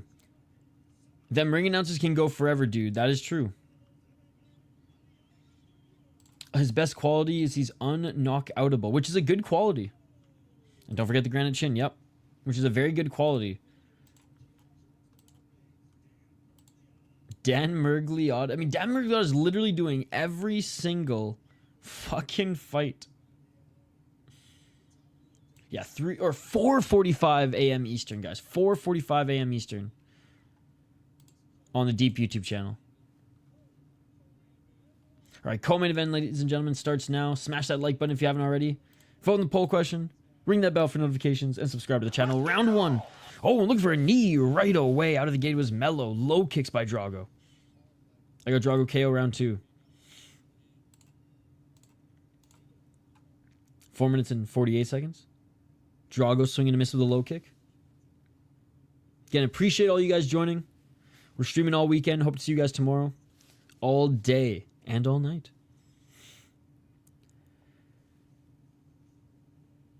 .432. Double left by Drago. Crowd cheering on Drago as well. Oh, big low kick by Drago. Melo didn't like that. Melo swinging to miss with that left. Right hand by Drago. Misses on the counter. 4 minutes and 4 seconds. UFC giving me the notification now that Cage Free FC and Tough Enough are on. KO Dragon. Yo, what's up, Lauka? How much money does an average Friday fights Muay Thai fighter make in your opinion? Average? Probably like $1,500 if they're lucky. 3 minutes and 36 seconds. I don't know how much that is in bot, but I would say like 1,500 at the most. And I'm not talking about like the big names at the top of the card. I'm talking like the average Stadium Series fighters. Nice body kick by Drago. Low kick by Drago followed by right hand. Oh, big left hand by Drago. Just knocked down Melo. He just knocked down Melo. Melo swarming him, landing some hammer fists. And now Melo looking for an armbar. Drago gets out of it. And Drago invites Melo back up to his feet. Left hand by Melo. Oh, big knee by Drago followed by a left hook. Yeah, but USD goes a long way in Thailand, right? I'm not defending it. It's not enough. That's why they're fighting for a contract in one championship. But USD does go a long way there. Hearing this card is dope. It's pretty good so far. It's pretty good. How you doing tonight? This morning? 2 minutes and 28 seconds. Body lock. Oh, not yet. Not yet. But he dropped Melo. He dropped Melo.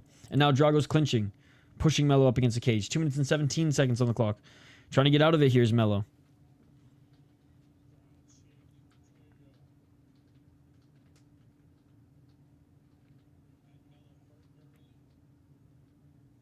Still clinching up against the cage.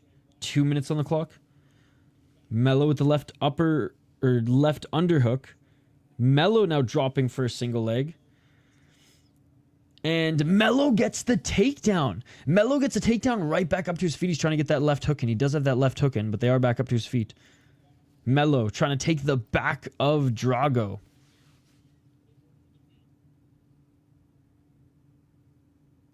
One minute and 34.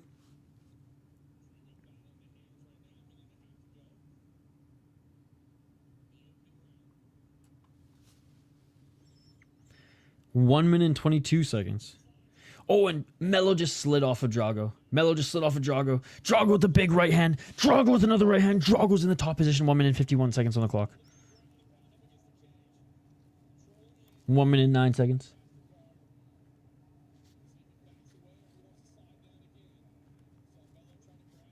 Drago entering the guard of Melo. 1 minute on the clock. Crazy that Jimmy Drago's nickname isn't Ivan, right? 51 seconds. Drago back up on his feet, looking for his entry. If he dies, he dies. What's up, Dirty Hippo?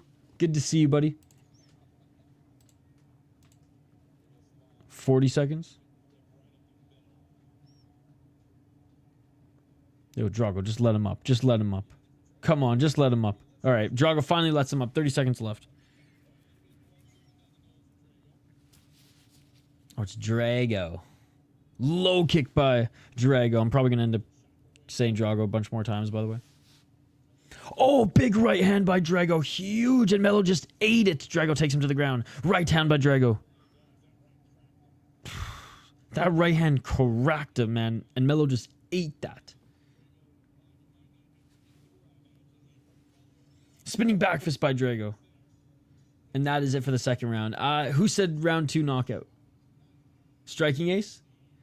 I'm smelling a round 2 knockout by Drago.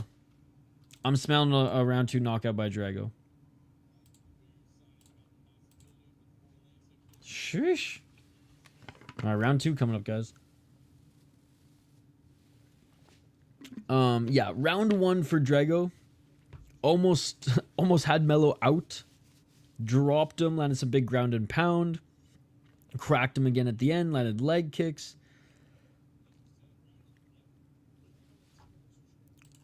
Finish is coming. I think so too. I think so too. So this was the original main event, guys, right? This was the original main event. Oh, no, sorry. The original main event was Jesse Roberts versus Rzgoev. Sorry, for the lightweight title. This was the original co-main event. And then Amosov and Millender were supposed to fight in this random-ass regional show. And I think, like, the MMA community collectively was like, what the fuck? Why aren't they fighting in LFA or like Cage Free UFC? Then lo and behold, like a couple weeks later, it's announced on this card, which is awesome. Round 2. 453.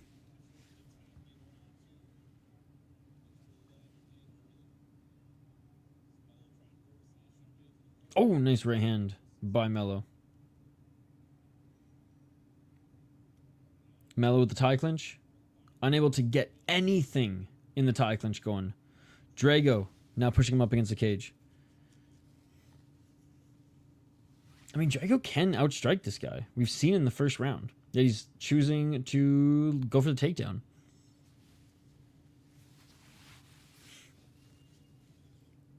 The 4 minutes and 16 seconds. Knee to the body by Drago. More knees by Drago. And Melo's just quite literally holding tight. 4 minutes. Oh, another knee by Drago. Knee by Melo. Drago answers.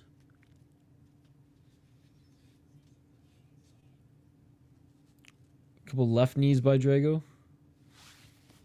Melo more worried about blocking those knees than he is getting out of this position or reversing.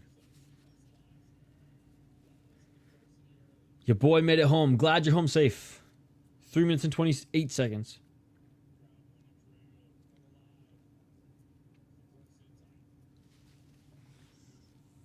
Maybe Drago isn't going to get the knockout, boys. He's just clinching Melo right now. And it's not like he's setting up elbows or really anything here. Melo's looking for the takedown. Drago's like, nah, I just want to stay in the clinch, dude.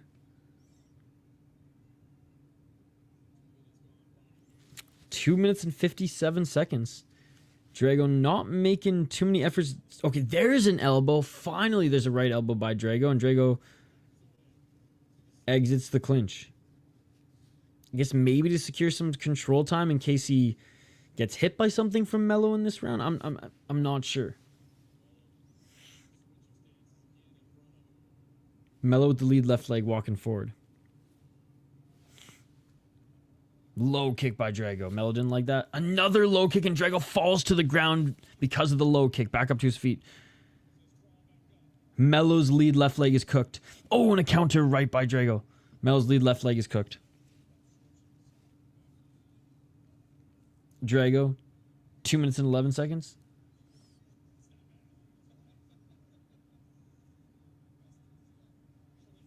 Two minutes on the clock. Drago pushing Melo up against the cage. Here we go.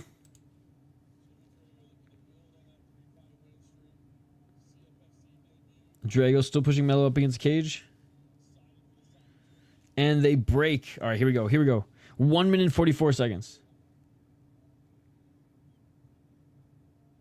Oh, there's a nice left hand by Drago. Each of them light on their feet. Let's go, boys. Let's swing. Let's throw some hands. Low kick by Drago.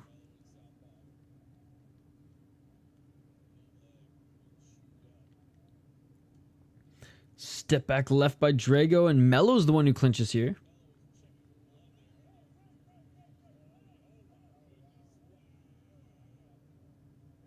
Oh, that was a bad clash of heads. Oh, man, and look at the cut already open on Melo. Ouch, bro. Oh, that was a bad clash of heads, man. Look at Melo's already leaking. Oh, man, this cut. How bad is it?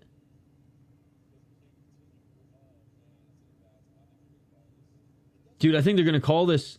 It's right on, like, right under the eyebrow in the left eye, I think. Oh, that's unfortunate, man. Yeah, it's right on the eyelid. They can't continue. Look at this.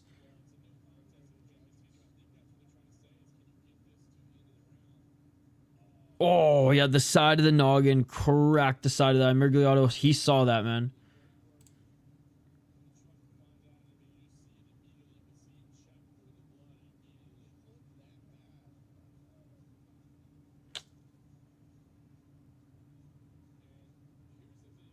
Is it going to be a no contest? Yeah, the fight is over. The fight is over.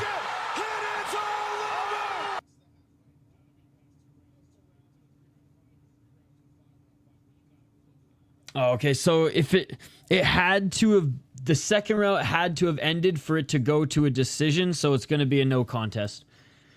Yo, what's up, Ice Cream Kane? 172 is stacked. Who you got? Cafaro versus Rod Tang. I'm assuming that Rod Tang's taking it seriously, and if he's taking it seriously, I got Rod Tang. But if Rod Tang is still the Rod Tang of the last 3 years, not taking fighting seriously, as seriously, then I think Cafaro can get it. Unfortunate for sure.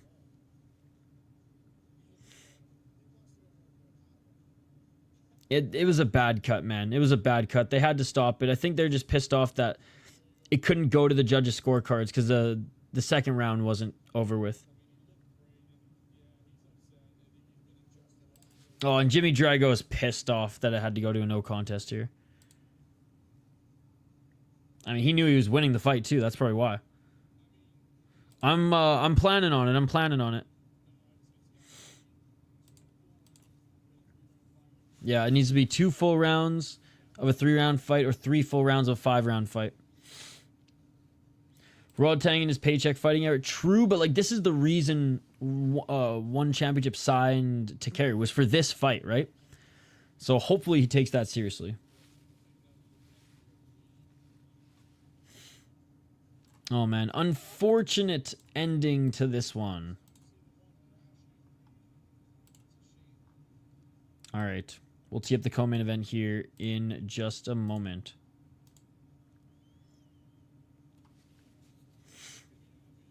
Bro, Amosov's minus 2,500. Sheesh. I mean, not surprised, but and then this next one, Rzgoev's minus 170, but plus 145 for Jesse Roberts is not bad. Here it says it's dead even, but I'm looking at Bet Online right now, and it says Rzgoev's minus 170. All the other scoreboard, all the other sports books is very close. It's wow, it's a pick 'em on BetUS minus 120 a piece, BetAway minus 120, minus 110, but on Bet Online, Jesse Roberts plus 148. There's some good value.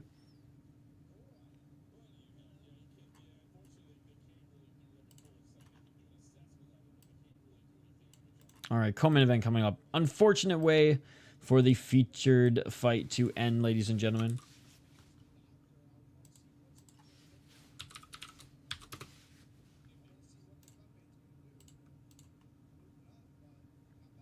What's this Superlek fight rumor? Which rumor? It's a no contest, yeah.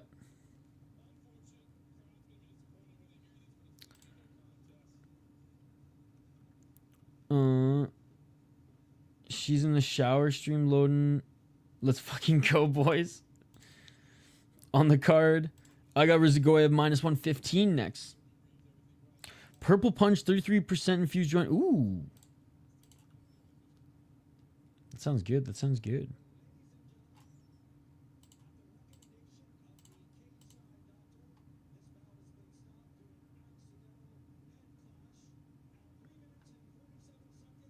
It's not a rumor. It's on the card. Isn't it like the third fight up?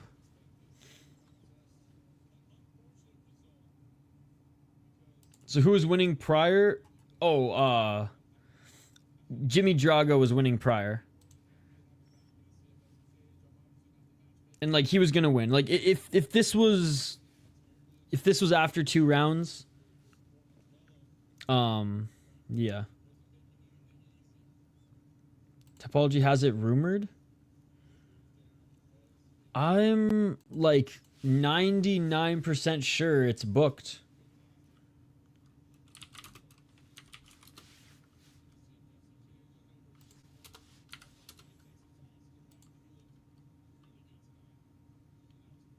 Yeah, dude. One championship is it's 100% booked.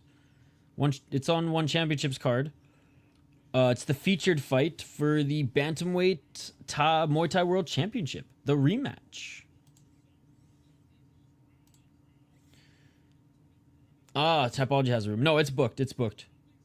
Sounds like he was the hometown fave by the crowd. Well, he was the American. So, yeah.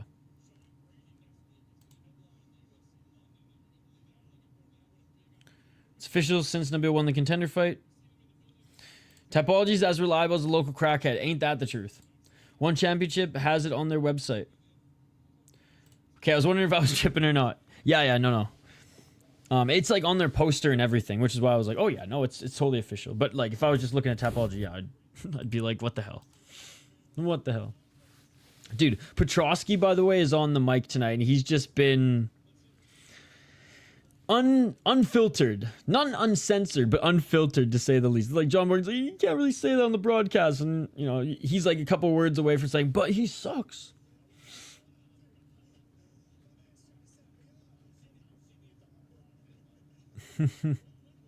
Anyways, we're going to a little bit of a break here. They're going to a quick panel before we get to the co-main event. Should be the co-main. I think co-main's pretty stacked as well. I don't mind it being the featured fight, but yeah. I mean, I think Super Leg 100%. I think Super Leg should have been the main event, to be perfectly honest, but they're in Japan, so they got to give it to Shikaru. All right, let's quickly tee this one up, then I'm going to take a quick break and refill my water bottle, all right? Omar Rzgoev, 4-0 as a pro. He's coming out of Armenia. Jesse Roberts, 8-1. 4-1 in his last 5 fights. And both of these guys, yes, I was just going to say, both of these guys were replacements, by the way. The original title fight was 2 other guys for the title. And those 2 other guys were Angel Alvarez against Robert Varicio.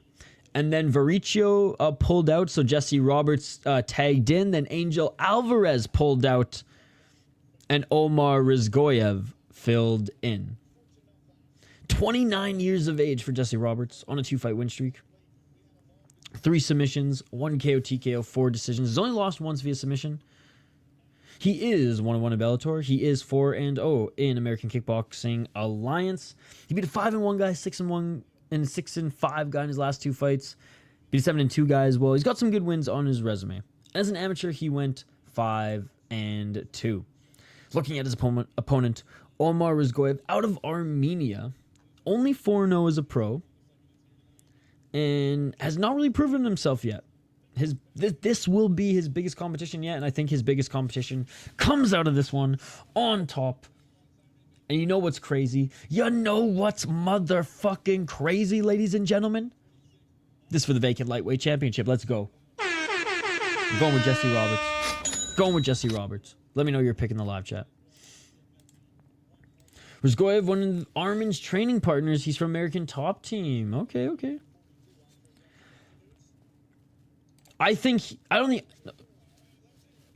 I will do you one even bigger denial. I think he 100% signs a UFC contract tomorrow. If he wins this fight. I think the UFC said one fight on the regional circuit, and we will bring you in.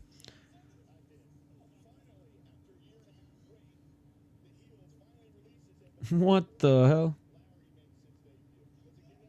You know, some CM Punk freaking WWE dolls or whatever. Anyways, so yeah, I think it's, unless it's the most boring win ever, like unless he straight up lays on him for 3 rounds. I was surprised he didn't sign, to be honest. They need that level he brings in the mixed top 15, which in my opinion he's ready for. I think he was asking for too much money, and the UFC was like, you just lost to Jason Jackson and you didn't look good in that fight. Show us why you want X amount of money. Who should he fight in his UFC debut? Ooh, that's a good question. That's a good question. I mean, there's so many options at welterweight. There's actually like,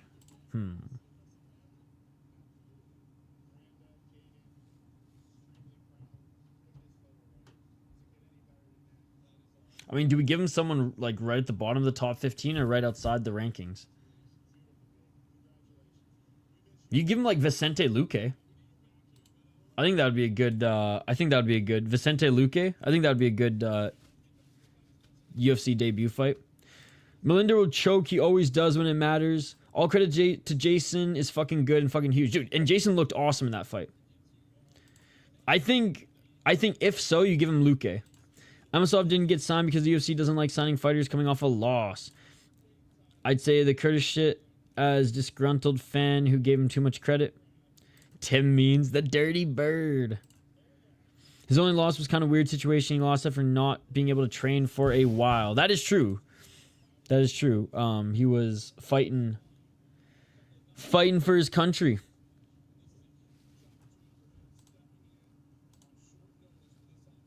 Man, I love some dirty bird. Tim Means. Is he still signed by the UFC, Tim Means? Or did they eventually cut him? And this was originally not this fight, but this title fight was originally going to be the main event until they moved the Amosov fight on here. Omar, easy win. Give him Derek Lewis. Petrosky standing there being left out. He sure had a lot to say on the broadcast, I'll say that. How's it going, Scooby-Doo? The man broke back into his hometown to get his belt. That shit was movie level G shit. Dude, I remember that in the promo. Yeah, he went back to his house in the town that was like invaded and like literally was like a war zone. Sneaks into the basement to get his Bellator belt back, which Jason Jackson then snatched from him, but still. Military hometown raid just to rescue your belt. Robert's a classic wrestler with no hands. Think Rzgoev a lot more well-rounded. And again, guys, you can get Rzgoev at plus money on Bet Online. All right, Jesse Roberts making his walkout now. Okay, he's making his debut here. He's making his debut here.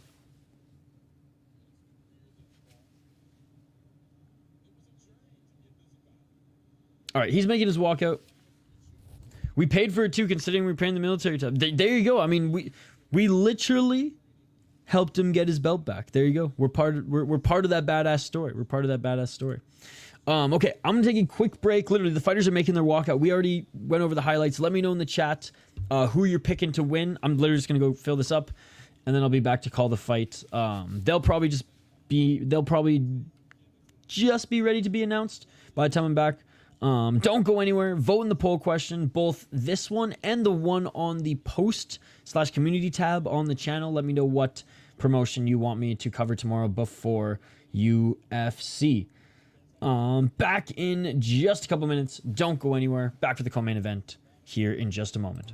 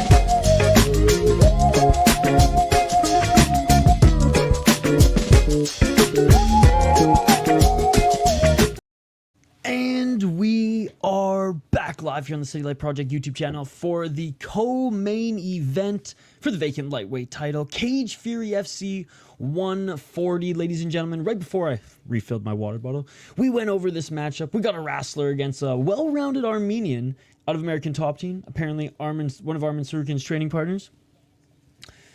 I'm going with Jesse Roberts. He's the slight favorite in this one now, I believe, despite what Tapology tells you.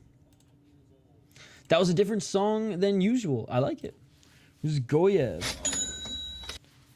I don't even know what song was playing there because that little clip has been loaded for a long time.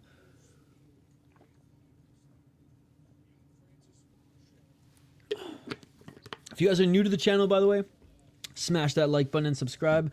Ring that bell for notifications so you never miss an upload, so you never miss a live stream. Speaking of live streams, we'll be back live here in how many hours? 5 hours we'll be back for Deep. I'm picking Roberts. Yeah, what? I'll have to double check what that Cage Fury FC song is. Roberts decision or TKO in the third. By the way, Jesse Roberts, 29 years of age. Omar Rzgoev, 25.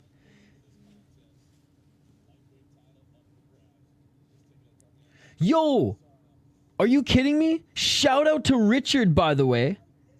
Shout out to... Oh my god. Thank you so much, Richard. Thank you so much for the 420 donation. Smoke 'em if you got 'em. No casuals tax. Thank you so much for the Venmo donation, man. Really appreciate you. 420. I'll smoke 'em if I got 'em, man. Thank you so much for the 420 donation on Venmo. AKA Degenerate Dane. Thank you so much, sir. Really appreciate it. 420. Bro, I haven't even logged into my Venmo since the last donation I got back in June. Thank you, sir. Armin Petrosian got cut. I'm not surprised. I'm not surprised. Now, if one championship had MMA or kickboxing, they would pick him up, but I don't think he should go there.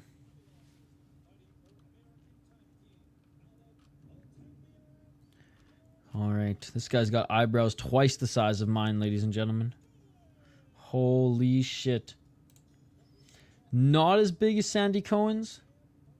Not as big as Hank's, but double the size of mine. All right. Round one coming up.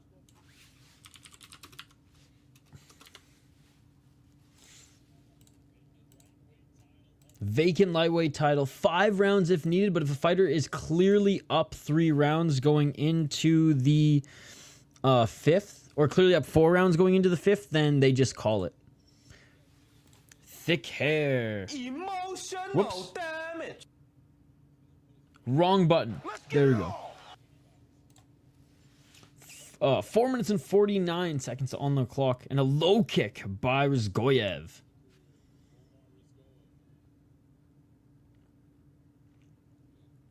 Roberts light on his feet.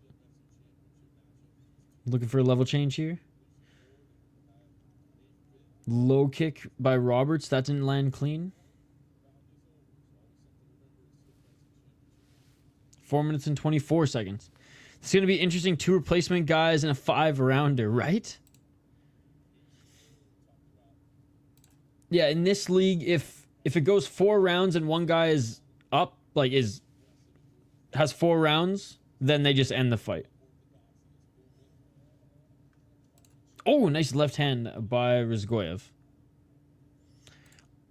Armin to GFL. Dude, I don't think any more people are going to sign with them until they start doing shows.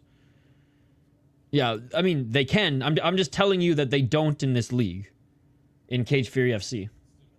If it's tied 2-2, then they go, or if it's 3-2, then they go to the 5th. But if one guy is up, then it's just like regional circuit. We're not going to, especially if he's beaten up pretty bad at that point. And I don't necessarily agree with it, but they're just like, we don't need you to take any more damage. Rzgoev TKO, probably if this is standing. We put it this way, we don't see it happen that many times, Lauka. Usually it's even enough that we see a 5th round. And yeah, I personally don't necessarily like that rule. Nice step back right uppercut by Rzgoev. Rzgoev with a nice left and a right. Rzgoev has, I mean, he's got some quick hooks. Still on the feet here. You can tell Roberts looking for an entry.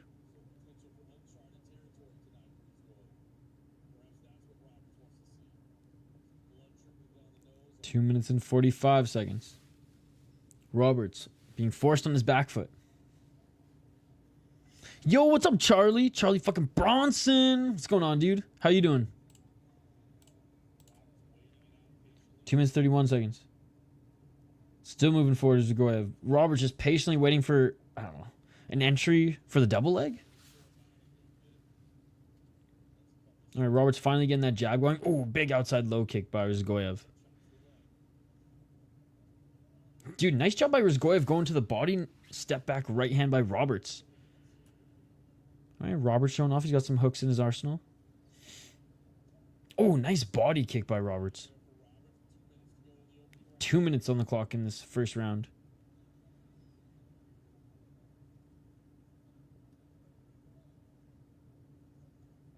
A little blitz by Rzgoev. Not a lot of power in those little pitter-patter shots.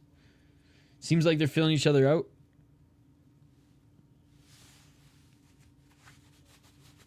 .137.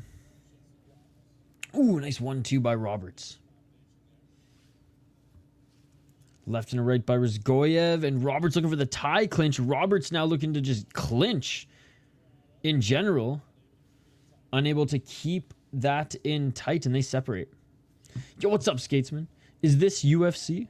Oh, big shots by Roberts. Roberts just dropped Rzgoev, and it is all over. He's out. He's out. He's dead. He's dead. Oh my God, he's dead. He's dead. He's dead. Eyes rolled back to his brain. He is dead.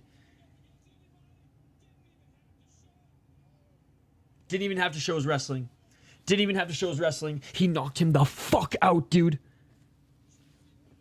Jesse Roberts just knocked Omar Rzgoev the fuck out, and he is now the new Cage Fury FC lightweight champion.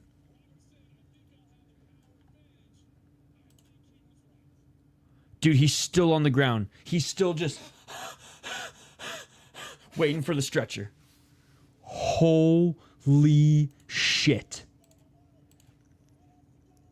He's saying, what else do you gotta see? He's just yelling at the camera. What else do you gotta see? Oh my God. White gloves looks dope.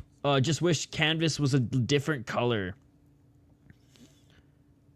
Straight right, dude. Straight right. And then boom. And then the big 3 shots, 4 shots, 5 shots. I think this is UFC. Holy duck, night and night. Damn, what the fuck? Got knocked the fuck out. What's up, AJ? This is Bellator. Did not expect that. 2 rounds faster than I thought. Holy shit. That was fucking nasty. He was out cold. Damn. Jesse Roberts probably getting on Dana White's Contender Series. 9-1 now. 3-fight win streak. This is actually the movie Night of the Living Dead. Oh, I'm sorry, Loke. I thought you were watching Fight Pass. I thought this was America.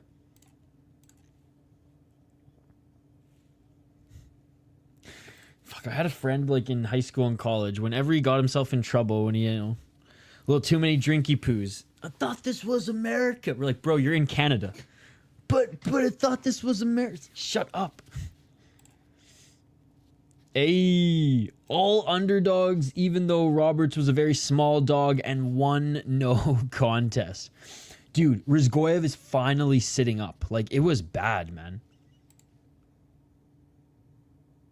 Wow. Title fight is as the co-main event here. He's yelled at a few cops in his early days as well. I thought this was America. And they're like, you okay? Dude, he hasn't even got back up on the stool yet. Okay, they're helping him up on the stool right now.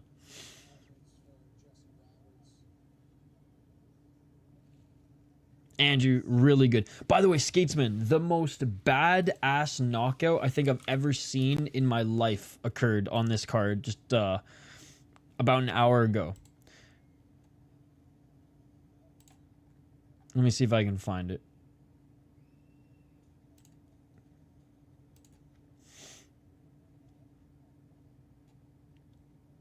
Okay, yes. Fuck, bro. This guy, Cafaro, eats a shin to the face, doesn't even phase him, then just boom, lands a left hook and essentially kills the guy.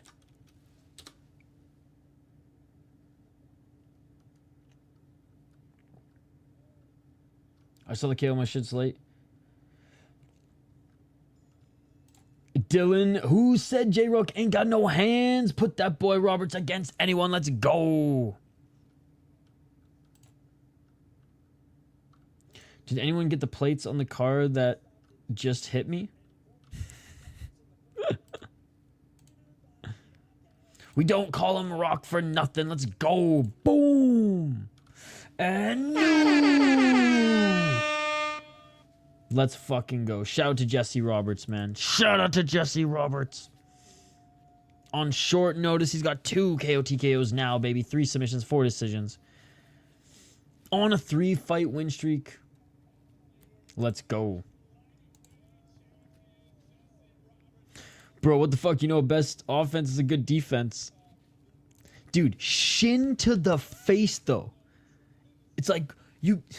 Shin to the face and bitch...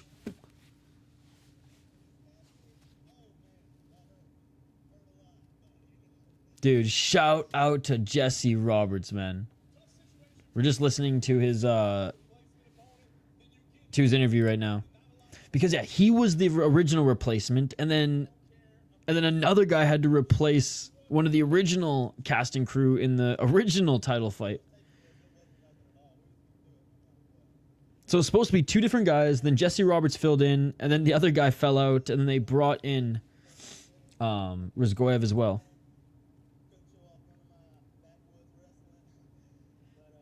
He said he didn't have to show off his backwoods wrestling. I mean, from Montgomery, man, what a beauty.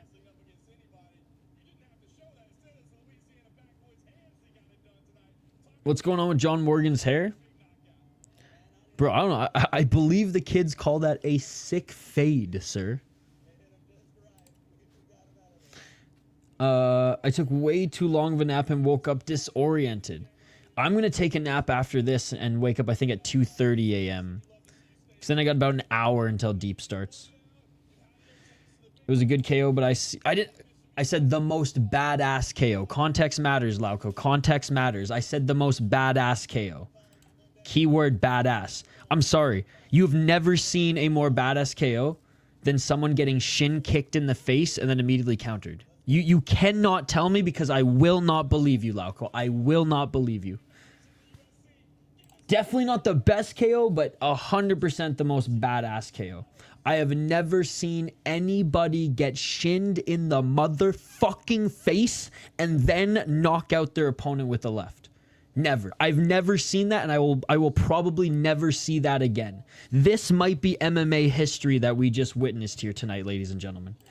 I left halfway through the Friday fights.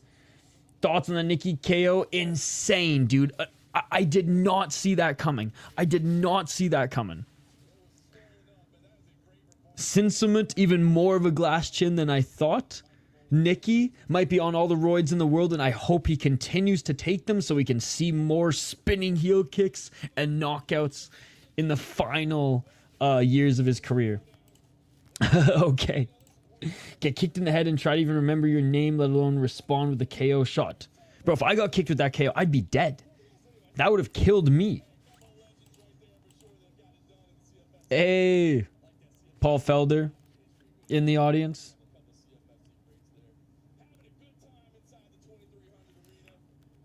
Is Modelo a sponsor, though? That is the question. Is Modelo a sponsor? I'm like, I'm going to be talking about that shin kick to the face counter knockout for like the next like couple weeks. I've already spam sent that to like all my friends who don't even watch mixed martial arts. Unbelievable. Unbelievable.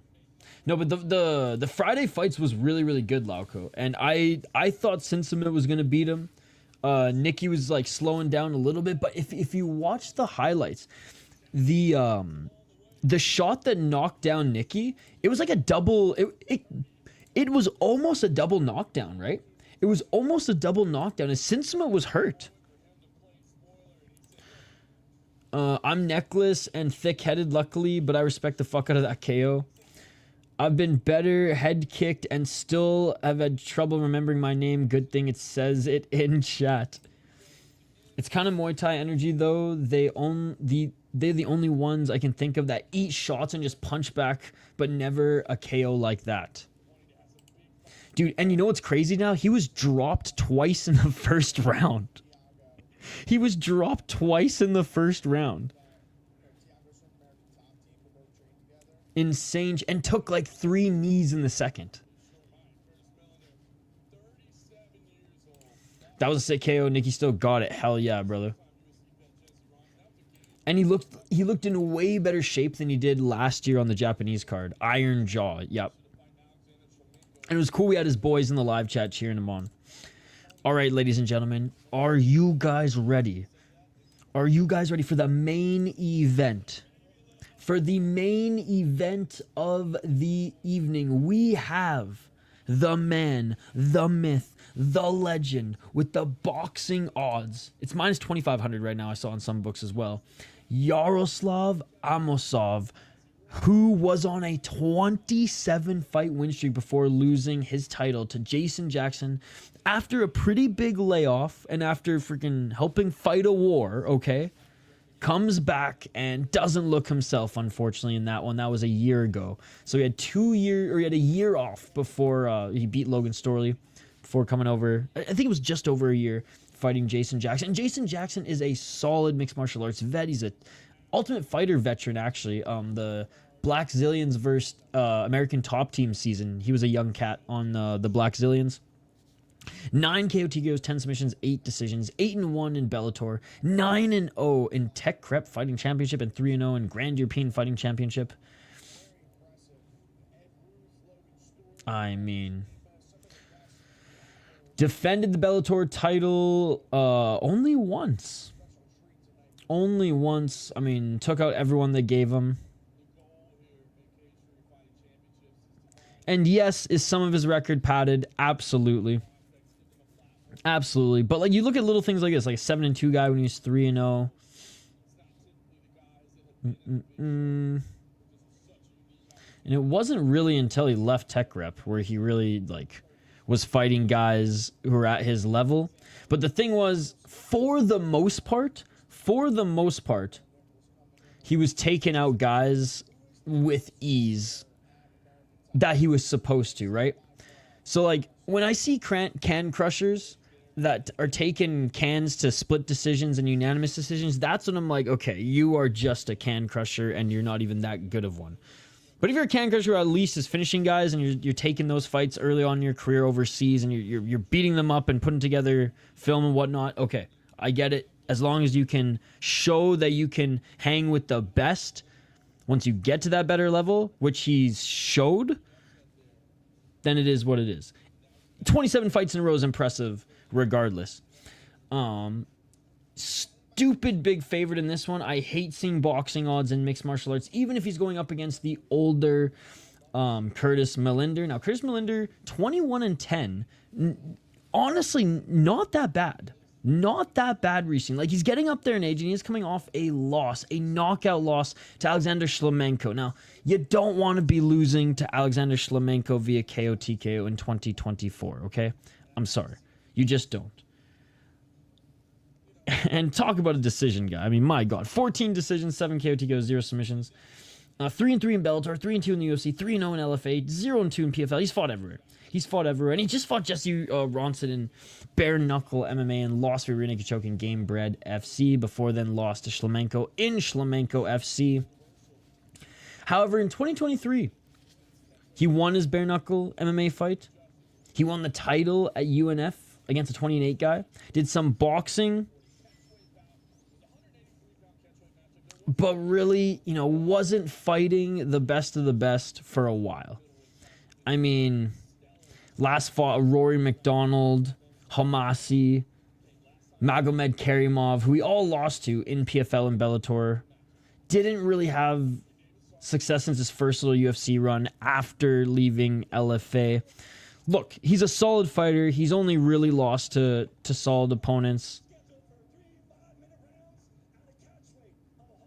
And he was on a little bit of a run prior to 2024, but just hasn't been super active. And when he has been active, he's been losing. So he's a name with experience who I don't think is completely out of it just yet. So this is a perfect win for Amosov to really showcase what he can still do and he's 31 years of age. He's still got a lot of gas left in the tank for the UFC to sign him. Amosov should win. Amosov should finish him. Whether it's ground and pound KO, TKO, or unanimous decision. It's only a 3-round fight, by the way. I just hope he showcases enough of his skills here so that the UFC can sign him. Dude, Sexy Yama still's got the physique. They did Sexy Yama dirty having him box Nikki 100%. 100%. Especially because Sexy Yama hadn't fought in like 2 years prior, and it was to Shin Aoki before, who was, pretty old as well. Dude, I know. Petrosky has not been good on the mic. Like, even John Morgan has had to remind him that we're doing commentary here and you can't be as biased as he's been. Like, I think he was calling, like, one fighter. He's like, this is, like, trash, blah, blah, blah, or something like that. And I was like, calm down, calm down. Amosov, 9-1. By the way, Amosov's absolutely fucking jacked for this one. Amosov, 9-1 versus name notable opponents. Millender, 5-9. I've got Amosov, KO, TKO in the fourth. Millender is a great stylistic matchup to give Dynamo his confidence back. That's what I said. It is a super bout. When are they going to fight? Right now. Round 1. Let's get it on. It literally just started. 4 minutes and 39 seconds on the clock in this 180-pound, or I guess middleweight, 185-pound, but neither of them hit the 185 pounds at weigh-ins. I'm pretty sure. I think they each were a little bit under it, if I'm not mistaken. Low kick by Amosov.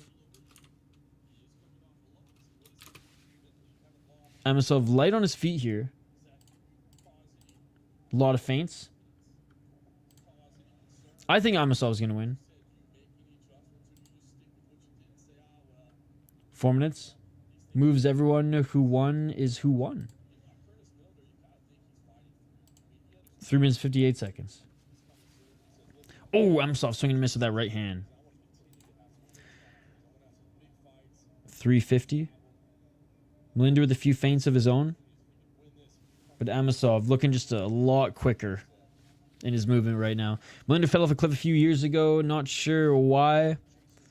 Oh, Millender with the straight left. He's a good fighter and has good counters. Him getting counter KO could be a decent D-gen bet if Amosov doesn't respect Millender. Soldic win aged well. Absolutely.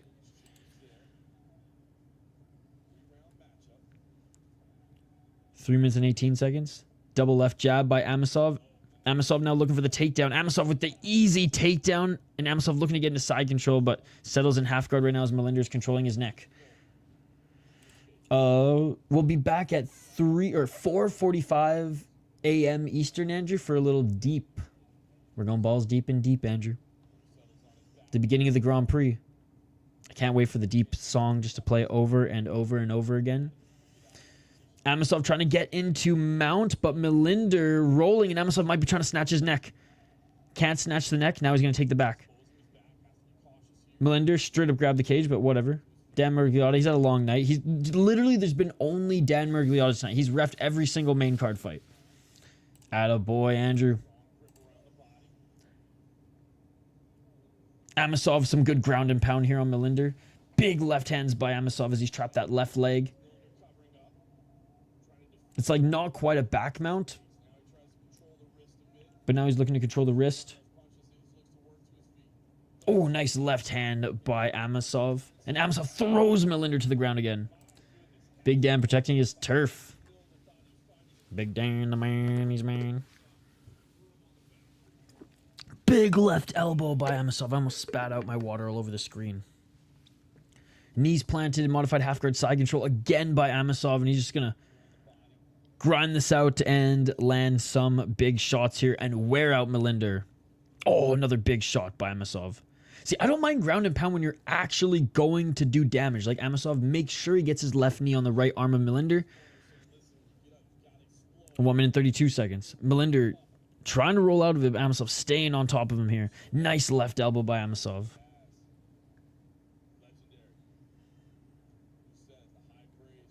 Oh, short left elbows by Amosov.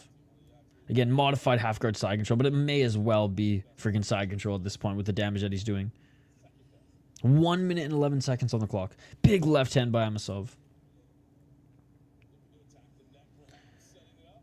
Amosov still in that side control.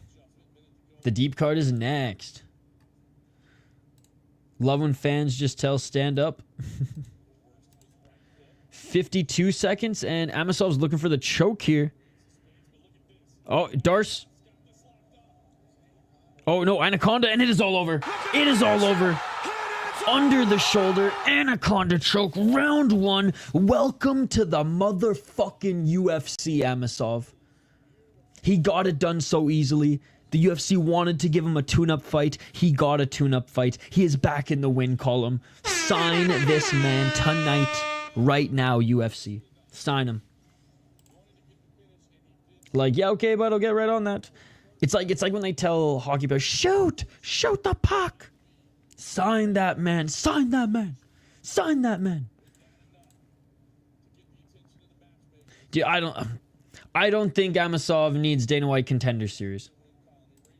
I'm sorry. Dana White Contender Series is for guys who are like 7-1. You know, 10-0. This guy is 27-1. I'm sorry. Former Bellator champion. Fuck a Dana White Contender Series. Sign this man. The UFC just signed Vakitov through Dana White Contender Series. I get it. I don't care if it's through Dana White Contender Series or not, dude. You signed Vakitov, you signed fucking Amosov. I'm sorry. Welterweight, yes. And like I said, give him Vicente Luque in his debut, baby. Let's see if this guy actually can hang with the top 15. And Vicente Luque is one of those guys who's lucky he's still in the top 15, so I think that's like a good... It's a good fight to bring him into the UFC because, yeah, it's a top 15 fighter, but it's Vicente Luque, so he still can, you know, at this stage. I hate that this is the version of Vicente Luque that we have now, but still, you know. Can you retire from MMA in Cage for UFC? I mean, yeah, theoretically. I think there's some guys who've mostly fought on the regional scene and have just, like, retired out of there. 27-1, multiple-time world-level MMA organization champ who's literally... been ranked to top 10 welterweight several times, should not be made to fight on Contender Series. I think he has enough fights under his belt for someone in the top 20. Yeah, I mean, I don't care if he fights someone in the top 15 or not. I was thinking, ooh, Luque would be good. Where is he? And I think Luque was like 13 or 14. I was like, okay.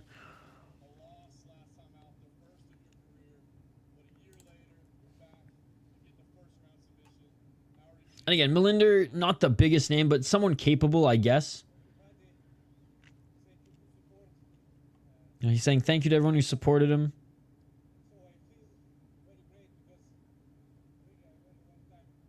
So he waited a long time to get a fight. Thanks, PFL. Said mission completed, and he's happy.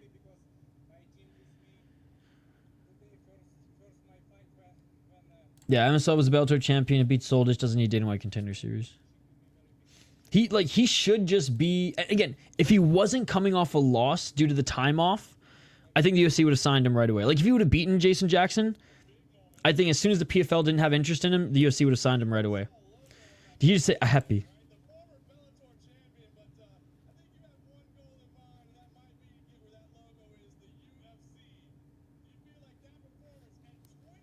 Wait, what does he have in his hand?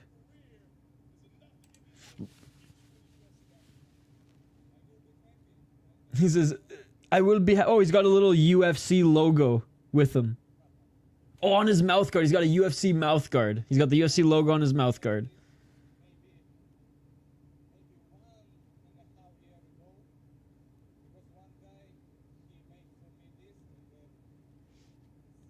He said it's been his goal kind of since a year and a half ago. Someone made him a mouth guard with the UFC logo on it. And now he says, I fight with the UFC logo on. Dude, how can you not love this athlete? So humble. And there'd be so many other people in his case who'd be like, Dana, sign me now. McMahon, where you at? And he's just like, look, if UFC signed me, I'd be happy. But I have this mouth guard, and it's got the UFC logo on it, and that's my dream. Unbelievable. Unbelievable. Hunter Cameron better be on the phone with him in 20 minutes. I cannot wait. Oh my God, look at his... Boy's got the tracksuit. Beautiful. Beautiful. The guy in the puke green colored tracksuit, that is actually Barter, by the way. I don't know if you guys know that. There, look, he's back on his phone. He's going to comment something here in a sec. Fun card, man. Fun Cage Warriors card. Fun freaking Cage Fury FC card. And guys, we have a whole other fight companion coming up in just a few hours. Oh, excuse me. I was gonna just do a bunch of work and just stay up, but I think I'm gonna nap. I think napping is probably the best move. I didn't get too much sleep last night.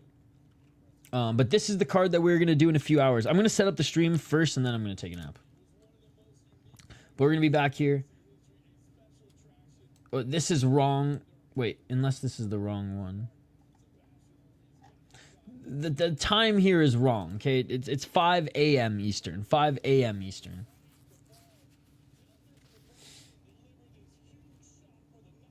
Yeah, 5 a.m. Eastern, not 5 p.m. Eastern. 5 a.m. Eastern.